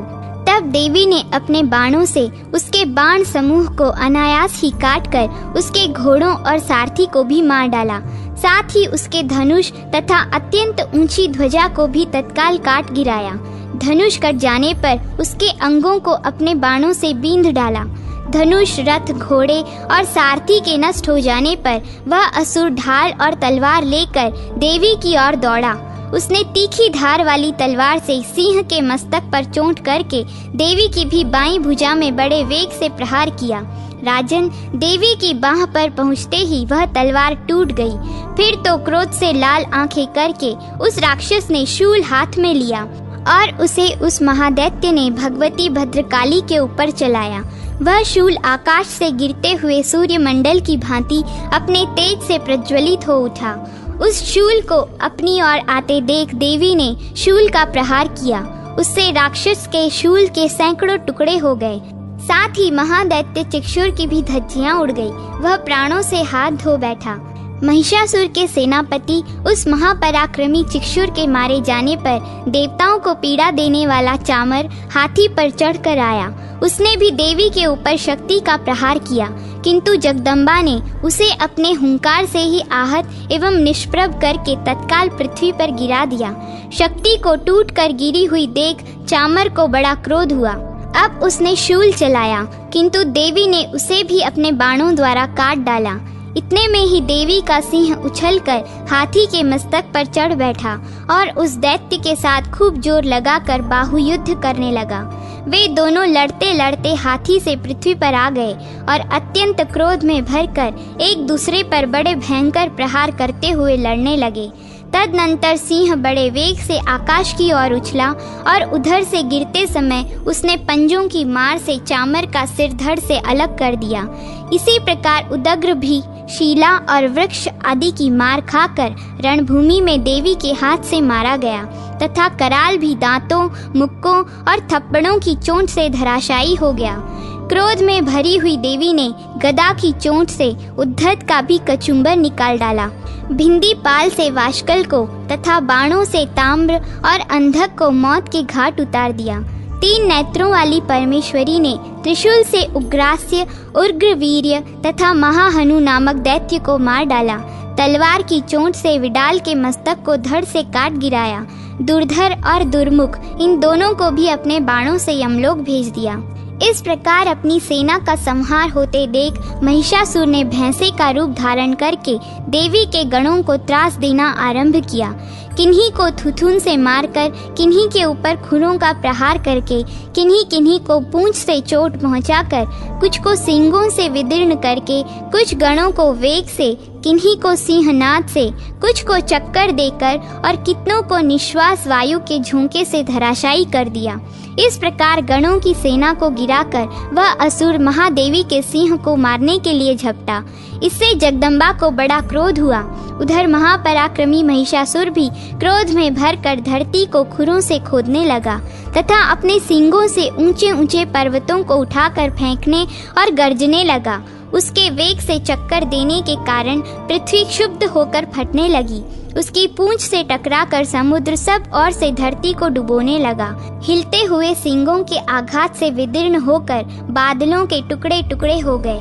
उसके श्वास की प्रचंड वायु के वेग से उड़े हुए सैकड़ों पर्वत आकाश से गिरने लगे।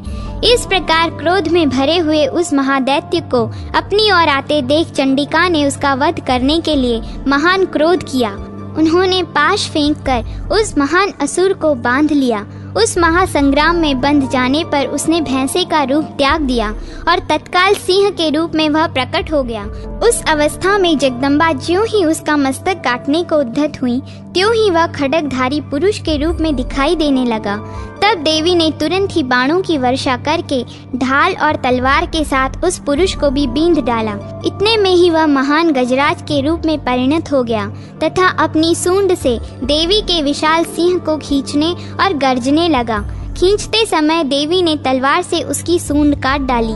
तब उस महादैत्य ने पुनः भैंसे का शरीर धारण कर लिया और पहले की ही भांति चराचर प्राणियों सहित तीनों लोकों को व्याकुल करने लगा। तब क्रोध में भरी हुई जगन माता चंडी का बारंबार उत्तम मधु का पान करने और लाल आंखें करके हंसने लगी। उधर वह बल और पराक्रम के मत से उन्मत्त हुआ राक्षस अपने सींगों से चंडी के ऊपर पर्वतों को फेंकने लगा और डकारने लगा। उस समय देवी अपने बाणों के समूहों से उसके फेंके हुए पर्वतों को चूर्ण करती हुई बोली। बोलते समय उनका मुख मधु के मद से लाल हो रहा था और वाणी लड़खड़ा रही थी। देवी ने कहा, ओ मूढ़, मैं जब तक मधु पीती हूँ तब तक तू क्षण भर के लिए खूब गर्ज ले। मेरे हाथ से यहीं तेरी मृत्यु हो जाने पर अब शीघ्र ही देवता भी गर्जना करेंगे।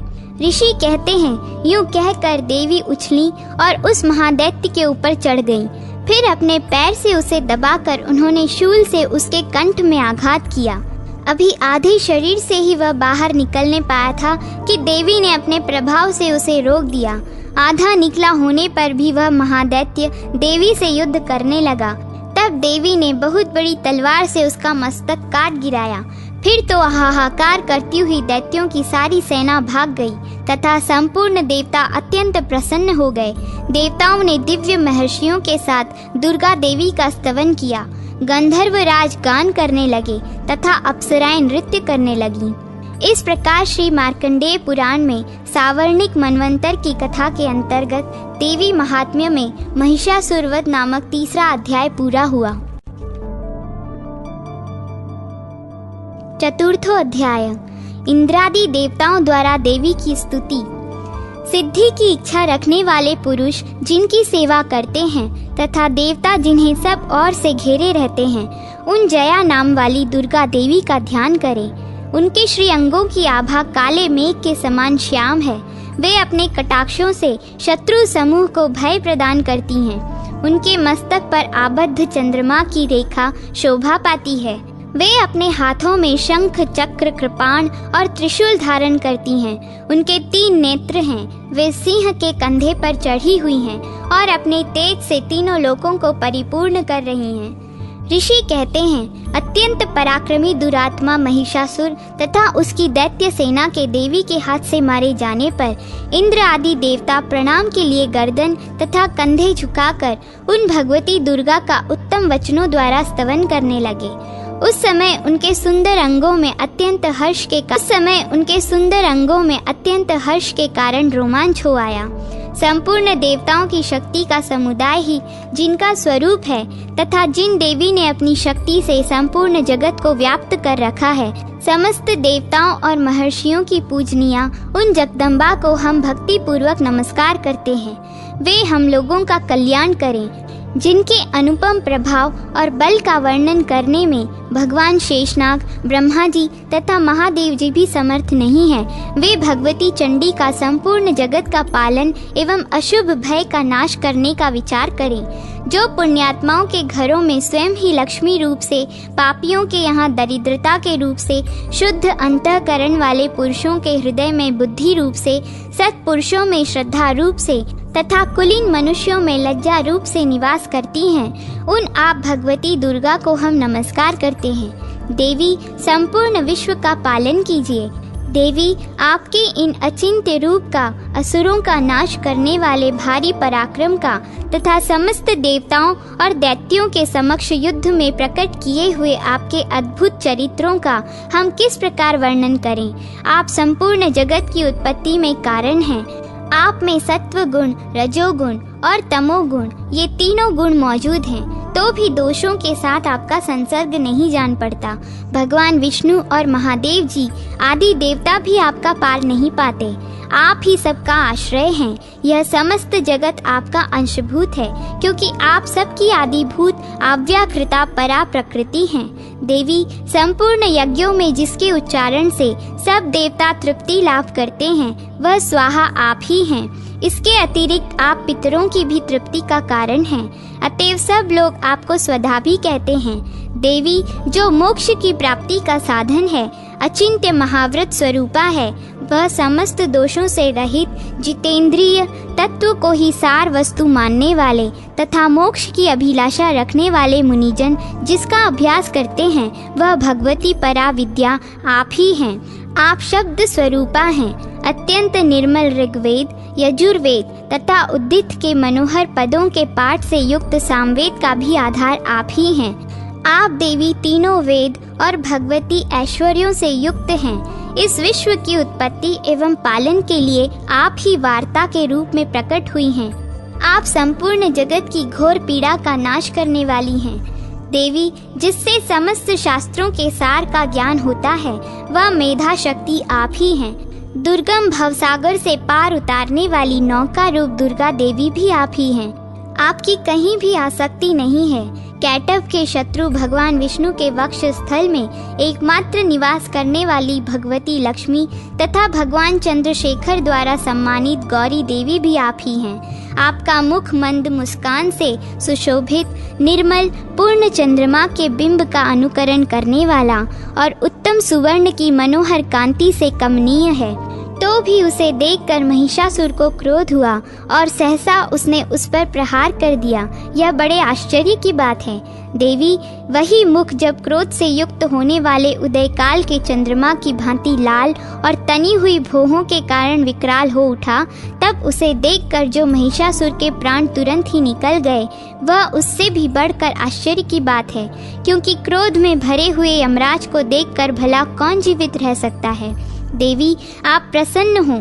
परमात्मा स्वरूप आपके प्रसन्न होने पर जगत का अभ्युदय होता है और क्रोध में भर जाने पर आप तत्काल ही कितने कुलों का सर्वनाश कर डालती हैं। यह सब बात अभी अनुभव में आई है, क्योंकि महिषासुर की यह विशाल सेना क्षण भर में आपके कोप से नष्ट हो गई है।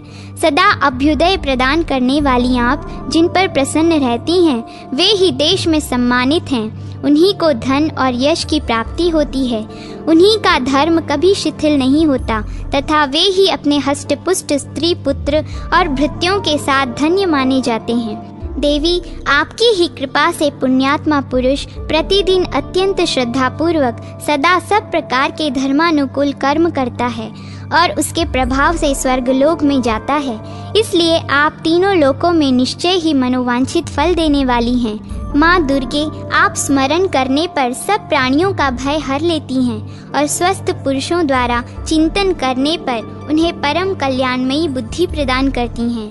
दुख, दरिद्रता और भय हरने वाली देवी, आपके सिवा दूसरी कौन है जिसका चित्त सबका उपकार करने के लिए सदा ही दयार्द्र रहता हो। देवी, इन राक्षसों के मारने से संसार को सुख मिले तथा ये राक्षस चिरकाल तक नरक में रहने के लिए भले ही पाप करते रहे हों, इस समय संग्राम में मृत्यु को प्राप्त होकर स्वर्गलोक में जाएं, निश्चय ही यही सोचकर आप शत्रुओं का वध करती हैं। आप शत्रुओं पर शस्त्रों का प्रहार क्यों करती हैं? समस्त असुरों को दृष्टिपात मात्र से ही भस्म क्यों नहीं कर देती? इसमें एक रहस्य है। ये शत्रु भी हमारे शस्त्रों से पवित्र होकर उत्तम लोकों में जाएं, इस प्रकार उनके प्रति भी आपका विचार अत्यंत उत्तम रहता है। खड्ग के तेज पुंज की भयंकर दीप्ति से तथा आपके त्रिशूल के अग्रभाग की घनीभूति प्रभा से चौंधिया कर जो असुरों की आंखें फूट नहीं गईं, उसमें कारण यही था कि वे मनोहर रश्मियों से युक्त चंद्रमा के समान आनंद प्रदान करने वाले आपके इस सुंदर मुख का दर्शन करते थे। देवी, आपका शील दुराचारियों के बुरे बर्ताव को दूर करने वाला है। साथ ही यह रूप ऐसा है जो कभी चिंतन में भी नहीं आ सकता और जिसकी कभी दूसरों से तुलना भी नहीं हो सकती, तथा आपका बल और पराक्रम तो उन दैत्यों का भी नाश करने वाला है जो कभी देवताओं के पराक्रम को भी नष्ट कर चुके थे। इस प्रकार आपने शत्रुओं पर भी अपनी दया ही प्रकट की है। वरदायिनी देवी, आपके इस पराक्रम की किससे तुलना हो सकती है तथा शत्रुओं को भय देने वाला एवं अत्यंत मनोहर ऐसा रूप भी आपके सिवा और कहाँ है? हृदय में कृपा और युद्ध में निष्ठुरता, ये दोनों बातें तीनों लोकों के भीतर केवल आप में ही देखी गई हैं। माता, आपने शत्रुओं का नाश करके इस समस्त त्रिलोकी की रक्षा की है। उन शत्रुओं को भी युद्ध भूमि में मारकर स्वर्गलोक में पहुंचाया है तथा उन्मत्त दैत्यों से प्राप्त होने वाले हम लोगों के भय को भी दूर कर दिया है। आपको हमारा नमस्कार है। देवी, आप शूल से हमारी रक्षा करें, अंबिके खंग से भी हमारी रक्षा करें तथा घंटा की ध्वनि और धनुष की टंकार से भी आप हम लोगों की रक्षा करें। चंडिके पूर्व, पश्चिम और दक्षिण दिशा में आप हमारी रक्षा करें तथा ईश्वरी अपने त्रिशूल को घुमाकर आप उत्तर दिशा में भी हमारी रक्षा करें। तीनों लोकों में आपके जो परम सुंदर एवं अत्यंत भयंकर रूप विचरते रहते हैं, उनके द्वारा भी आप हमारी तथा इस भूलोक की रक्षा करें। अंबिके, आपके कर पल्लवों में शोभा पाने वाले खंग, शूल और गदा आदि जो जो अस्त्र हों, उन सब के द्वारा आप सब और से हम लोगों की रक्षा करें। ऋषि कहते हैं, इस प्रकार जब देवताओं ने जगन माता दुर्गा की स्तुति की और नंदन वन के दिव्य पुष्पों एवं गंध चंदन आदि के द्वारा उनका पूजन किया, फिर सब ने मिलकर जब भक्ति पूर्वक दिव्य धूपों की सुगंध निवेदन की, तब देवी ने प्रसन्न वदन होकर प्रणाम करते हुए सब देवताओं से कहा। देवी बोली, देवताओं, तुम सब लोग मुझसे जिस वस्तु की अभिलाषा रखते हो उसे मांगो। देवता बोले, भगवती ने हमारी सब इच्छा पूर्ण कर दी। अब कुछ भी बाकी नहीं है, क्योंकि हमारा यह शत्रु महिषासुर मारा गया है। महेश्वरी, इतने पर भी यदि आप हमें और वर देना चाहती हैं, तो हम जब जब आपका स्मरण करें तब तब आप दर्शन देकर हम लोगों के महान संकट दूर कर दिया करें। तथा प्रसन्न मुखी अंबिके, जो मनुष्य इन स्तोत्रों द्वारा आपकी स्तुति करे, उसे वित्त, समृद्धि और वैभव देने के साथ ही उसकी धन और स्त्री आदि संपत्ति को भी बढ़ाने के लिए आप सदा हम पर प्रसन्न रहें। ऋषि कहते हैं, राजन, देवताओं ने जब अपने तथा जगत के कल्याण के लिए भद्रकाली देवी को इस प्रकार प्रसन्न किया, तब वे तथास्तु कहकर वहीं अंतर्ध्यान हो गईं। भूपाल, इस प्रकार पूर्व काल में तीनों लोकों का हित चाहने वाली देवी जिस प्रकार देवताओं के शरीरों से प्रकट हुई थी, वह सब कथा मैंने कह सुनाई। अब पुनः देवताओं का उपकार करने वाली वे देवी दुष्ट दैत्यों तथा शुंभ निशुंभ का वध करने एवं सब लोकों की रक्षा करने के लिए गौरी देवी के शरीर से जिस प्रकार प्रकट हुई थी, वह सब प्रसंग मेरे मुंह से सुनो। मैं उसका तुमसे यथावत वर्णन करता हूँ। इस प्रकार श्री मार्कंडेय पुराण में सावर्णिक मनवंतर की कथा के अंतर्गत देवी महात्म्य में शक्रादि स्तुति नामक चौथा अध्याय पूरा हुआ।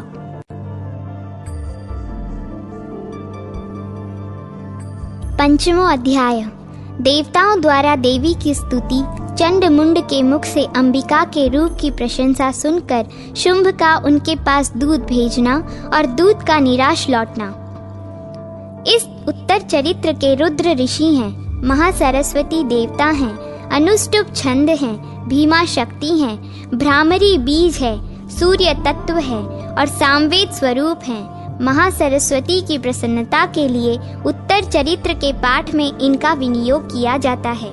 जो अपने कर कमलों में घंटा, शूल, हल, शंख, मूसल, चक्र, धनुष और बाण धारण करती हैं, शरद ऋतु के शोभा संपन्न चंद्रमा के समान जिनकी मनोहर कांति है, जो तीनों लोकों की आधारभूता और शुंभ आदि दैत्यों का नाश करने वाली हैं, तथा गौरी के शरीर से जिनका प्राकट्य हुआ है, उन महासरस्वती देवी का मैं निरंतर भजन करता हूँ।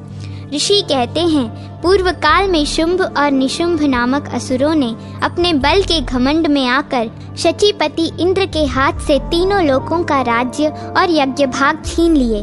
वे ही दोनों सूर्य, चंद्रमा, कुबेर, यम और वरुण के अधिकार का भी उपयोग करने लगे।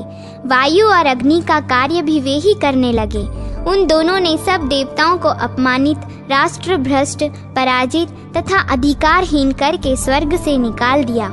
उन दोनों महान असुरों से तिरस्कृत देवताओं ने अपराजिता देवी का स्मरण किया और सोचा, जगदम्बा ने हम लोगों को वर दिया था कि आपत्ति काल में स्मरण करने पर मैं तुम्हारी सब आपत्तियों का तत्काल नाश कर दूंगी। यह विचार कर देवता गिरिराज हिमालय पर गए और वहां भगवती विष्णु माया की स्तुति करने लगे। देवता बोले, देवी को नमस्कार है, महादेवी शिवा को सर्वदा नमस्कार है, प्रकृति एवं भद्रा को प्रणाम है। हम लोग नियम पूर्वक जगदम्बा को नमस्कार करते हैं, रौद्रा को नमस्कार है, नित्या, गौरी एवं धात्री को बारंबार नमस्कार है, ज्योत्सनामयी, चंद्र रूपिणी एवं सुख स्वरूपा देवी को सतत प्रणाम है, चरणागतों का कल्याण करने वाली वृद्धि एवं सिद्धि रूपा देवी को हम बारंबार नमस्कार करते हैं। नैऋति, राजाओं की लक्ष्मी तथा शर्वाणी स्वरूपा आप जगदम्बा को बार बार नमस्कार है। दुर्गा, दुर्गपारा, सारा, सर्वकारिणी, ख्याति, कृष्णा और धूम्रा देवी को सर्वदा नमस्कार है। अत्यंत सौम्य तथा अत्यंत रौद्र रूपा देवी को हम नमस्कार करते हैं, उन्हें हमारा बारंबार प्रणाम है। जगत की आधारभूता कृति देवी को बारंबार नमस्कार है। जो देवी सब प्राणियों में विष्णु माया के नाम से कही जाती हैं, उनको नमस्कार, उनको नमस्कार, उनको बार बार नमस्कार है। जो देवी सब प्राणियों में चेतना कहलाती हैं, उनको नमस्कार, उनको नमस्कार, उनको बारंबार नमस्कार है। जो देवी सब प्राणियों में बुद्धि रूप से स्थित हैं, उनको नमस्कार, उनको नमस्कार, उनको बारंबार नमस्कार है। जो देवी सब प्राणियों में निद्रा रूप से स्थित हैं, उनको नमस्कार, उनको नमस्कार और उनको बारंबार नमस्कार है। जो देवी सब प्राणियों में क्षुधा रूप से स्थित हैं, उनको नमस्कार, उनको नमस्कार, उनको बारंबार नमस्कार है। जो देवी सब प्राणियों में छाया रूप से स्थित हैं, उनको नमस्कार, उनको नमस्कार, उनको बारंबार नमस्कार है। जो देवी सब प्राणियों में शक्ति रूप से स्थित हैं, उनको नमस्कार, उनको नमस्कार, उनको बारंबार नमस्कार है। जो देवी सब प्राणियों में तृष्णा रूप से स्थित हैं, उनको नमस्कार, उनको नमस्कार, उनको बारंबार नमस्कार है। जो देवी सब प्राणियों में शांति रूप से स्थित हैं, उनको नमस्कार, उनको नमस्कार, उनको बारंबार नमस्कार है। जो देवी सब प्राणियों में जाति रूप से स्थित हैं, उनको नमस्कार, उनको नमस्कार, उनको बारंबार नमस्कार है। जो देवी सब प्राणियों में लज्जा रूप से स्थित हैं, उनको नमस्कार, उनको नमस्कार, उनको बारंबार नमस्कार है। जो देवी सब प्राणियों में शांति रूप से स्थित हैं, उनको नमस्कार, उनको नमस्कार, उनको बारंबार नमस्कार है। जो देवी सब प्राणियों में श्रद्धा रूप से स्थित हैं, उनको नमस्कार, उनको नमस्कार, उनको बारंबार नमस्कार है। जो देवी सब प्राणियों में कांति रूप से स्थित हैं, उनको नमस्कार, उनको नमस्कार, उनको बारंबार नमस्कार है। जो देवी सब प्राणियों में लक्ष्मी रूप से स्थित हैं, उनको नमस्कार, उनको नमस्कार, उनको बारंबार नमस्कार है।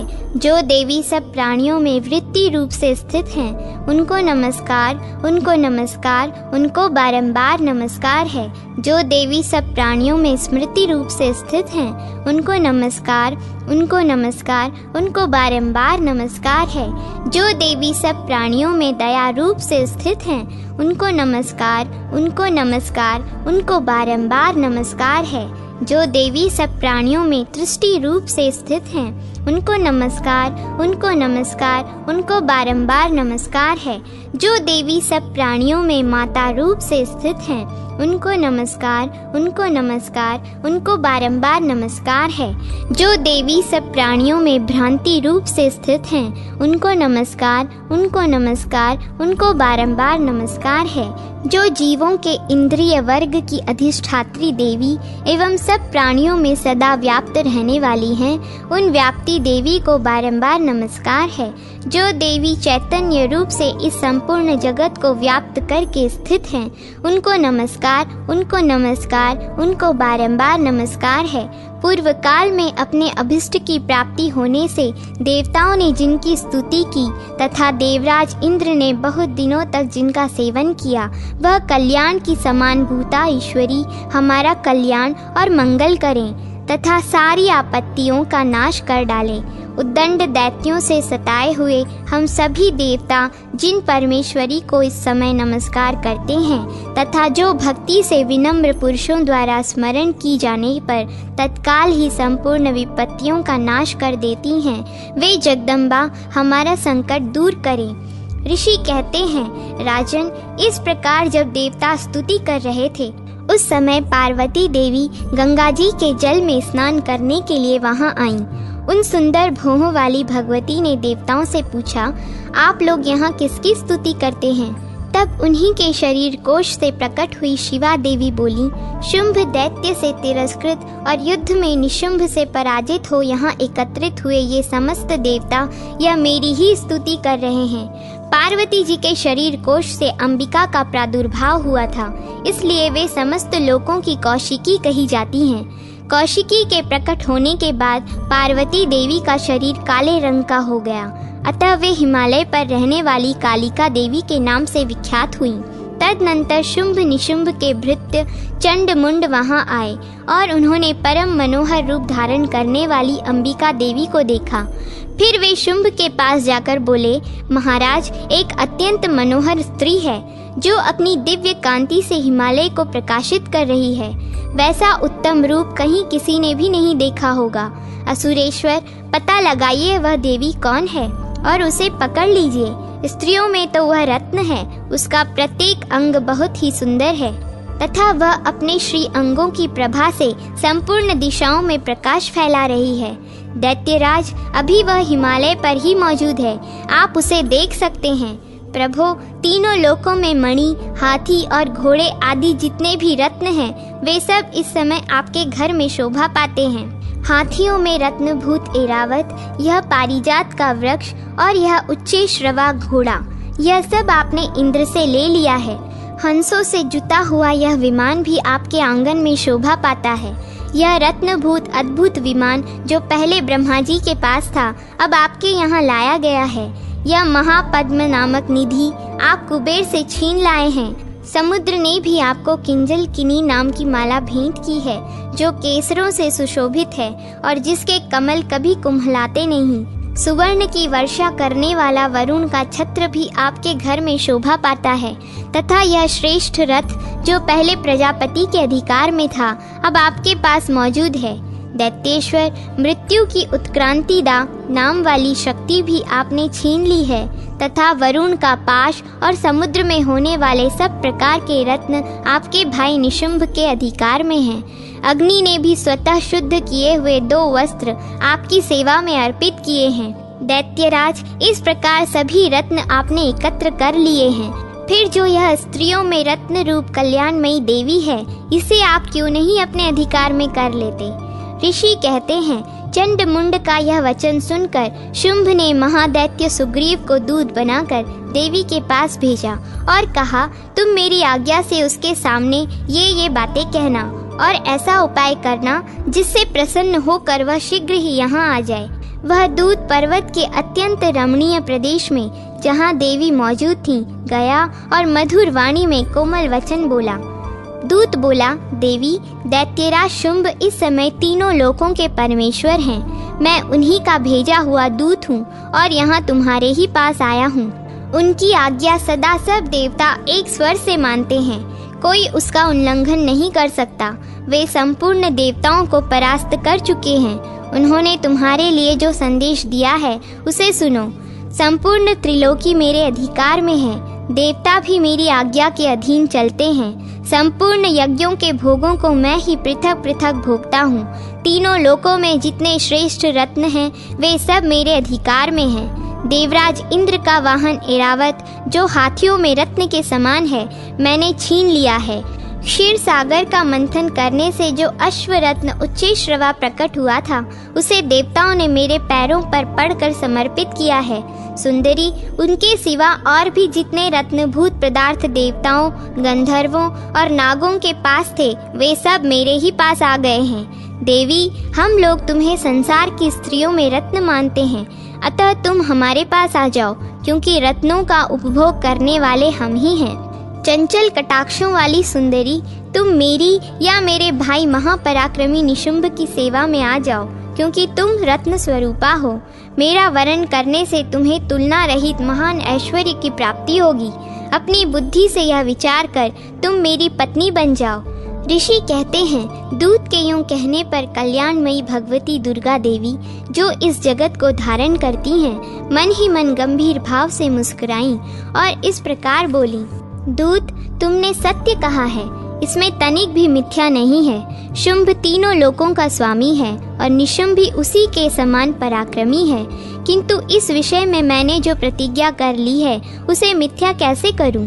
मैंने अपनी अल्प बुद्धि के कारण पहले से जो प्रतिज्ञा कर रखी है उसको सुनो। जो मुझे संग्राम में जीत लेगा, जो मेरे अभिमान को चूर्ण कर देगा तथा संसार में जो मेरे समान बलवान होगा, वही मेरा स्वामी होगा। इसलिए शुंभ अथवा महादैत्य निशुंभ स्वयं ही यहाँ पधारे और मुझे जीत कर शीघ्र ही मेरा पाणी ग्रहण कर लें। इसमें विलंब की क्या आवश्यकता है? दूत बोला, देवी, तुम घमंड में भरी हो, मेरे सामने ऐसी बातें न करो। तीनों लोकों में ऐसा कौन पुरुष है जो शुंभ निशुंभ के सामने खड़ा हो सके?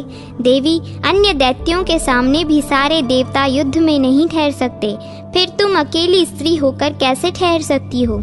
जिन शुंभ आदि दैत्यों के सामने इंद्र आदि देवता भी युद्ध में खड़े नहीं हुए, उनके सामने तुम स्त्री होकर कैसे जाओगी? इसलिए तुम मेरे ही कहने से शुंभ निशुंभ के पास चली चलो। ऐसा करने से तुम्हारे गौरव की रक्षा होगी, अन्यथा जब वे केश पकड़कर घसीटेंगे तब तुम्हें अपनी प्रतिष्ठा खोकर जाना पड़ेगा। देवी ने कहा, तुम्हारा कहना ठीक है, शुंभ बलवान है और निशुंभ भी बड़े पराक्रमी हैं, किंतु क्या करूं? मैंने पहले बिना सोचे समझे प्रतिज्ञा कर ली है। अतः अब तुम जाओ, मैंने तुमसे जो कुछ कहा है वह सब दैत्यराज से आदर पूर्वक कहना, फिर वे जो उचित जान पड़े करें। इस प्रकार श्री मार्कंडेय पुराण में सावर्णिक मनवंतर की कथा के अंतर्गत देवी महात्म्य में देवी दूत संवाद नामक 5वां अध्याय पूरा हुआ। 6ठो अध्याय धूम्रलोचन वध।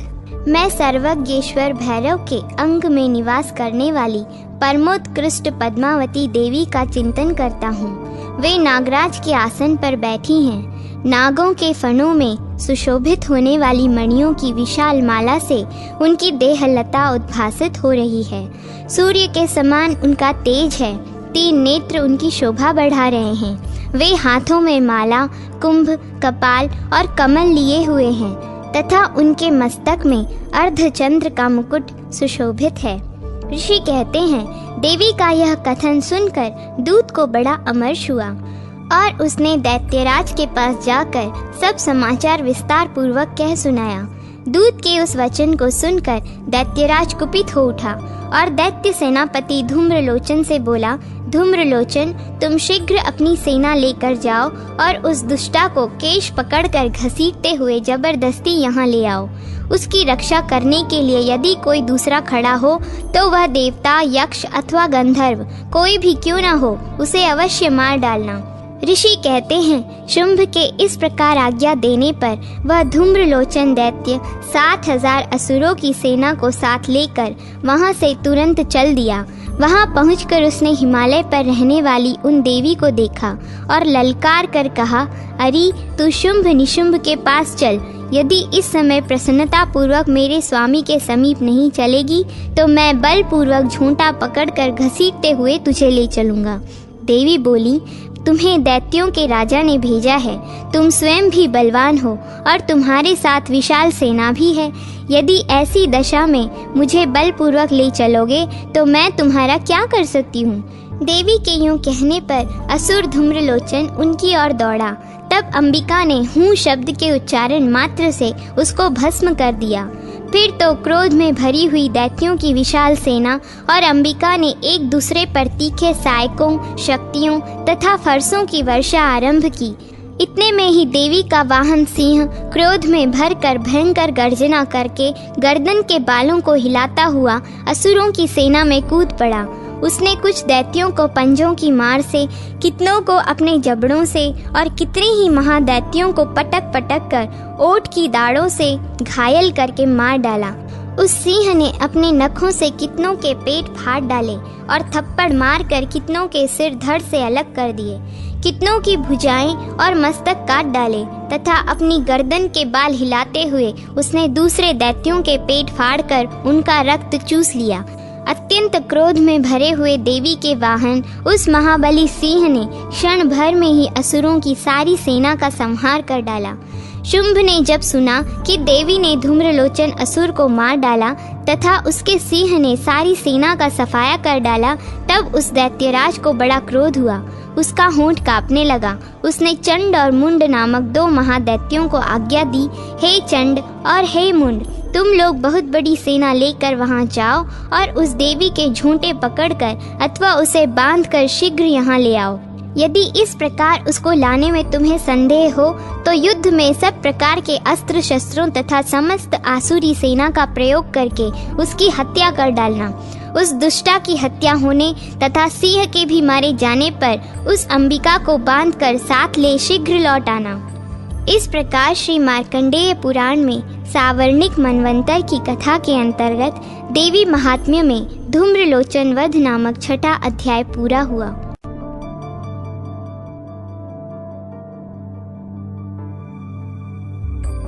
सप्तमो अध्याय चंड और मुंड का वध। मैं मातंगी देवी का ध्यान करता हूँ। वे रत्नमय सिंहासन पर बैठकर पढ़ते हुए तोते का मधुर शब्द सुन रही हैं। उनके शरीर का वर्ण श्याम है। वे अपना एक पैर कमल पर रखे हुए हैं और मस्तक पर अर्धचंद्र धारण करती हैं। कल्हार पुष्पों की माला धारण किए वीणा बजाती हैं। उनके अंग में कसी हुई चोली शोभा पा रही है। लाल रंग की साड़ी पहने हाथ में शंखमय पात्र लिए हुए हैं। उनके वदन पर मधु का हल्का हल्का नशा जान पड़ता है और ललाट में बिंदी शोभा दे रही है। ऋषि कहते हैं, तदनंतर शुंभ की आज्ञा पाकर वे चंड मुंड आदि दैत्य चतुर्गिणी सेना के साथ अस्त्र शस्त्रों से सुसज्जित हो चल दिए। फिर गिरिराज हिमालय के सुवर्णमय ऊंचे शिखर पर पहुंचकर उन्होंने सिंह पर बैठी हुई देवी को देखा। वे मंद मंद मुस्कुरा रही थीं। उन्हें देखकर दैत्य लोग तत्परता से पकड़ने का उद्योग करने लगे। किसी ने धनुष तान लिया, किसी ने तलवार संभाली और कुछ लोग देवी के पास आकर खड़े हो गए। तब अंबिका ने उन शत्रुओं के प्रति बड़ा क्रोध किया। उस समय क्रोध के कारण उनका मुख काला पड़ गया, ललाट में भौहें टेढ़ी हो गईं और वहां से तुरंत विकराल मुखी काली प्रकट हुई, जो तलवार और पाश लिए हुए थीं। विचित्र खटवांग धारण किए और चीते के चर्म की साड़ी पहने नर मुंडों की माला से विभूषित थीं। उनके शरीर का मांस सूख गया था, केवल हड्डियों का ढांचा था, जिससे वे अत्यंत भयंकर जान पड़ती थीं। उनका मुख बहुत विशाल था, जीभ लपलपाने के कारण वे और भी डरावनी प्रतीत होती थीं। उनकी आंखें भीतर को धसी हुई और लाल थीं। वे भयंकर गर्जना से संपूर्ण दिशाओं को गुंजा रही थीं। बड़े बड़े दैत्यों का वध करती हुई वे कालिका देवी बड़े वेग से दैत्यों की उस सेना पर टूट पड़ी और उन सब को भक्षण करने लगी। वे पार्श्व रक्षकों, अंकुशधारी महावतों, योद्धाओं और घंटा सहित कितने ही हाथियों को एक ही हाथ से पकड़कर मुंह में डाल लेती थीं। इस प्रकार घोड़े, रथ और सारथी के साथ रथी सैनिकों को मुंह में डालकर वे उन्हें बड़े भयानक रूप से चबा डालती थीं। किसी के बाल पकड़ लेती, किसी का गला दबा देती, किसी को पैरों से कुचल डालती और किसी को छाती के धक्के से गिराकर मार डालती थीं। वे असुरों के छोटे हुए बड़े बड़े अस्त्र शस्त्र मुंह से पकड़ लेती और रोष में भरकर उनको दांतों से पीस डालती। काली ने बलवान एवं दुरात्मा दैत्यों की वह सारी सेना रोंद डाली, खा डाली और कितनों को मार भगाया। कोई तलवार के घाट उतारे गए, कोई खटवांग से पीटे गए और कितने ही असुर दांतों के अग्रभाग से कुचले जाकर मृत्यु को प्राप्त हुए। इस प्रकार देवी ने असुरों की उस सारी सेना को क्षण भर में मार गिराया। यह देख चंड उन अत्यंत भयानक काली देवी की ओर दौड़ा तथा महादैत्य मुंड ने भी अत्यंत भयंकर बाणों की वर्षा से तथा हजारों बार चलाए हुए चक्रों से उन भयानक नेत्रों वाली देवी को आच्छादित कर दिया। वे अनेकों चक्र देवी के मुख में समाते हुए ऐसे जान पड़े मानो सूर्य के बहुतेरे मंडल बादलों के उदर में प्रवेश कर रहे हों। तब भयंकर गर्जना करने वाली काली ने अत्यंत रोष में भरकर विकट अट्टहास किया।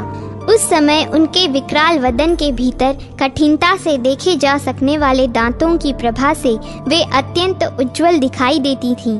देवी ने बहुत बड़ी तलवार हाथ में ले हंग का उच्चारण करके चंड पर धावा किया और उसके केश पकड़कर उसी तलवार से उसका मस्तक काट डाला। चंड को मारा गया देख मुंड भी देवी की ओर दौड़ा। तब देवी ने रोष में भरकर उसे भी तलवार से घायल करके धरती पर सुला दिया। महापराक्रमी चंड और मुंड को मारा गया देख मरने से बची हुई बाकी सेना भय से व्याकुल हो चारों ओर भागने लगी। तदनंतर काली ने चंड और मुंड का मस्तक हाथ में ले चंडिका के पास जाकर प्रचंड अट्टहास करते हुए कहा, देवी, मैंने चंड और मुंड नामक इन दो महापशुओं को तुम्हें भेंट किया है। अब युद्ध यज्ञ में तुम शुंभ और निशुंभ का स्वयं ही वध करना। चंड मुंड नामक महादैत्यों को देखकर कल्याणमयी चंडी ने काली से मधुर वाणी में कहा, देवी, तुम चंड और मुंड को लेकर मेरे पास आई हो, इसलिए संसार में चामुंडा के नाम से तुम्हारी ख्याति होगी। इस प्रकार श्री मार्कंडेय पुराण में सावर्णिक मनवंतर की कथा के अंतर्गत देवी महात्म्य में चंड मुंड वध नामक 7वां अध्याय पूरा हुआ। 8वां अध्याय रक्त बीज वध। मैं अणिमा आदि सिद्धिमयी किरणों से आवृत भवानी का ध्यान करता हूँ। उनके शरीर का रंग लाल है, नेत्रों में करुणा लहरा रही है, तथा हाथों में पाश, अंकुश, बाण और धनुष शोभा पाते हैं। ऋषि कहते हैं, चंड और मुंड नामक दैत्यों के मारे जाने पर तथा बहुत सी सेना का संहार हो जाने पर दैत्यों के राजा प्रतापी शुंभ के मन में बड़ा क्रोध हुआ और उसने दैत्यों की संपूर्ण सेना को युद्ध के लिए कूच करने की आज्ञा दी। वह बोला, आज उदायुध नाम के 86 दैत्य सेनापति अपनी सेनाओं के साथ युद्ध के लिए प्रस्थान करें। कंबू नाम वाले दैत्यों के 84 सेना नायक अपनी वाहिनी से घिरे हुए यात्रा करें। 50 कोटि वीर्य कुल के और 100 धौम्र कुल के असुर सेनापति मेरी आज्ञा से सेना सहित कूच करें। कालक, दोहर्द्य, मौर्य और कालकेय असुर भी युद्ध के लिए तैयार हों और मेरी आज्ञा से तुरंत प्रस्थान करें। भयानक शासन करने वाला असुर राज शुंभ इस प्रकार आज्ञा दे सहस्त्रों बड़ी बड़ी सेनाओं के साथ युद्ध के लिए प्रस्थित हुआ। उसकी अत्यंत भयंकर सेना आती देख चंडिका ने अपने धनुष की टंकार से पृथ्वी और आकाश के बीच का भाग गुंजा दिया। राजन, तदनंतर देवी के सिंह ने भी बड़े जोर जोर से दहाड़ना आरंभ किया। फिर अंबिका ने घंटे के शब्द से उस ध्वनि को और भी बढ़ा दिया। धनुष की टंकार, सिंह की दहाड़ और घंटे की ध्वनि से संपूर्ण दिशाएं गूंज उठी। उस भयंकर शब्द से काली ने अपने विकराल मुख को और भी बढ़ा लिया तथा इस प्रकार वे विजयिनी हुई। उस तुमुल नाद को सुनकर दैत्यों की सेनाओं ने चारों ओर से आकर चंडिका देवी, सिंह तथा काली देवी को क्रोधपूर्वक घेर लिया। राजन, इसी बीच में असुरों के विनाश तथा देवताओं के अभ्युदय के लिए ब्रह्मा, शिव, कार्तिकेय, विष्णु तथा इंद्र आदि देवों की शक्तियां जो अत्यंत पराक्रम और बल से संपन्न थीं, उनके शरीर से निकलकर उन्हीं के रूप में चंडिका देवी के पास गईं। जिस देवता का जैसा रूप, जैसी वेशभूषा और जैसा वाहन है, ठीक वैसे ही साधनों से संपन्न हो उसकी शक्ति असुरों से युद्ध करने के लिए आई। सबसे पहले हंस युक्त विमान पर बैठी हुई अक्षसूत्र और कमंडलू से सुशोभित ब्रह्मा जी की शक्ति उपस्थित हुई, जिसे ब्रह्माणी कहते हैं। महादेव जी की शक्ति वृषभ पर आरूढ़ हो, हाथों में श्रेष्ठ त्रिशूल धारण किए, महानाग का कंकण पहने, मस्तक में चंद्र रेखा से विभूषित हो वहां आ पहुंची। कार्तिकेय जी की शक्ति रूपा जगदम्बिका का उन्हीं का रूप धारण किए श्रेष्ठ मयूर पर आरूढ़ हो, हाथ में शक्ति लिए दैत्यों से युद्ध करने के लिए आईं। इसी प्रकार भगवान विष्णु की शक्ति गरुड़ पर विराजमान हो, शंख, चक्र, गदा, शांग्र, धनुष तथा खड्ग हाथ में लिए वहां आई। अनुपम यज्ञ वराह का रूप धारण करने वाले श्री हरि की जो शक्ति है, वह भी वराह शरीर धारण करके वहां उपस्थित हुई। नारसिंह शक्ति भी नरसिंह के समान शरीर धारण करके वहां आई। उसकी गर्दन के बालों के झटके से आकाश के तारे बिखरे पड़ते थे।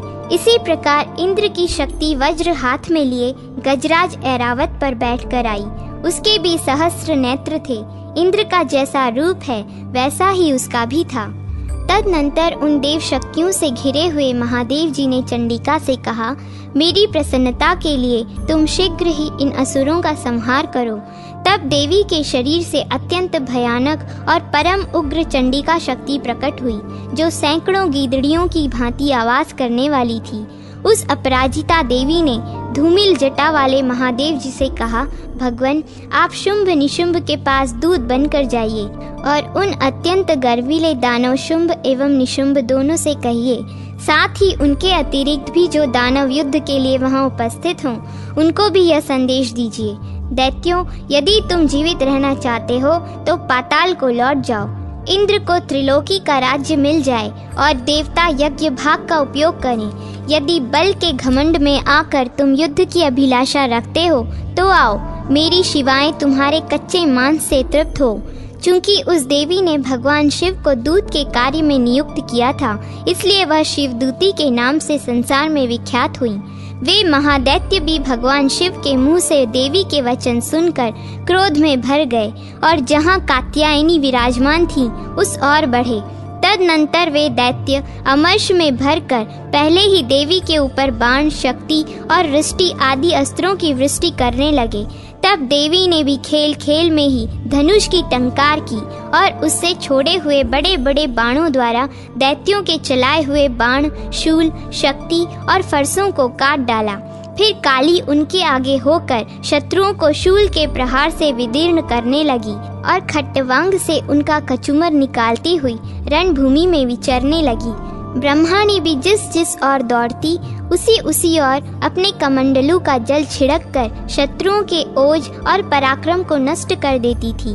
माहेश्वरी ने त्रिशूल से तथा वैष्णवी ने चक्र से और अत्यंत क्रोध में भरी हुई कुमार कार्तिकेय की शक्ति से दैत्यों का संहार आरंभ किया।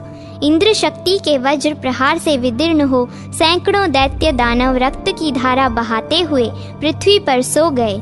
वराही शक्ति ने कितनों को अपनी थुथुन की मार से नष्ट कर दिया। दाढ़ों के अग्रभाग से कितनों की छाती छेद डाली तथा कितने ही दैत्य चक्र की चोट से विदीर्ण हो गए। नारसिंही भी दूसरे महादैत्यों को अपने नखों से विदीर्ण करके खाती और सिंहनाद से दिशाओं एवं आकाश को गुंजाती हुई युद्ध क्षेत्र में विचरने लगी।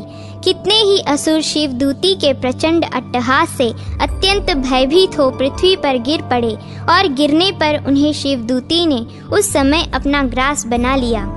इस प्रकार क्रोध में भरे हुए मात्र गणों को नाना प्रकार के उपायों से बड़े बड़े असुरों का मर्दन करते देख दैत्य सैनिक भाग खड़े हुए।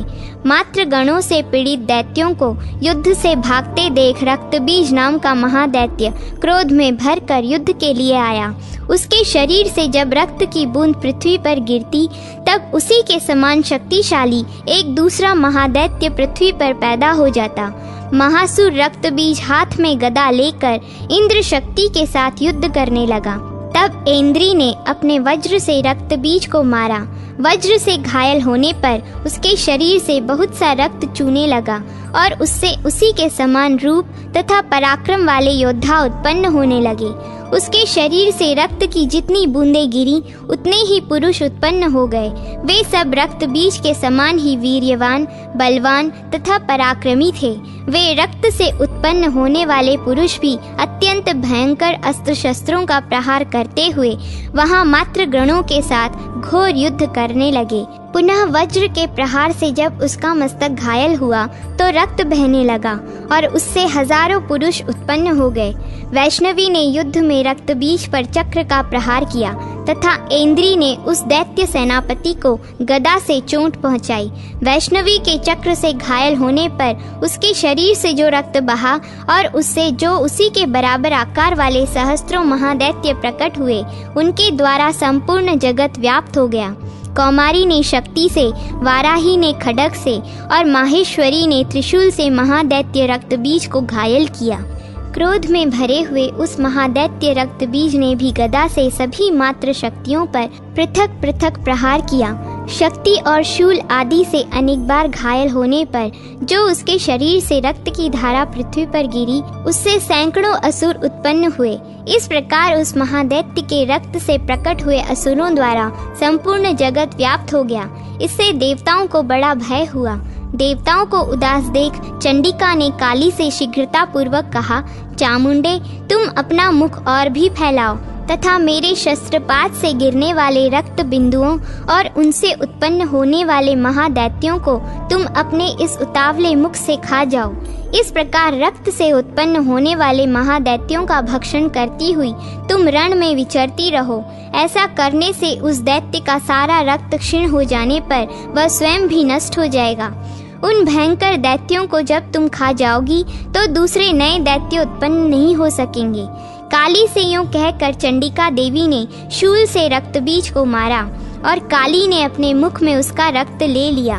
तब उसने वहां चंडिका पर गदा से प्रहार किया, किंतु उस गदापात ने देवी को तनिक भी वेदना नहीं पहुंचाई। रक्तबीज के घायल शरीर से बहुत सा रक्त गिरा, किंतु ज्यों ही वह गिरा त्यों ही चामुंडा ने उसे अपने मुख में ले लिया। रक्त गिरने से काली के मुख में जो महादैत्य उत्पन्न हुए उन्हें भी वह चट कर गई और उसने रक्तबीज का रक्त भी पी लिया। तदनंतर देवी ने रक्तबीज को, जिसका रक्त चामुंडा ने पी लिया था, वज्र, बाण, खड्ग तथा रिष्टि आदि से मार डाला। राजन, इस प्रकार शस्त्रों के समुदाय से आहत एवं रक्तहीन हुआ महादैत्य रक्तबीज पृथ्वी पर गिर पड़ा। नरेश्वर, इससे देवताओं को अनुपम हर्ष की प्राप्ति हुई और मातृगण उन असुरों के रक्तपान के मद से उद्धित सी होकर नृत्य करने लगी। इस प्रकार श्री मार्कंडेय पुराण में सावर्णिक मनवंतर की कथा के अंतर्गत देवी महात्म्य में रक्त बीज वध नामक 8वां अध्याय पूरा हुआ।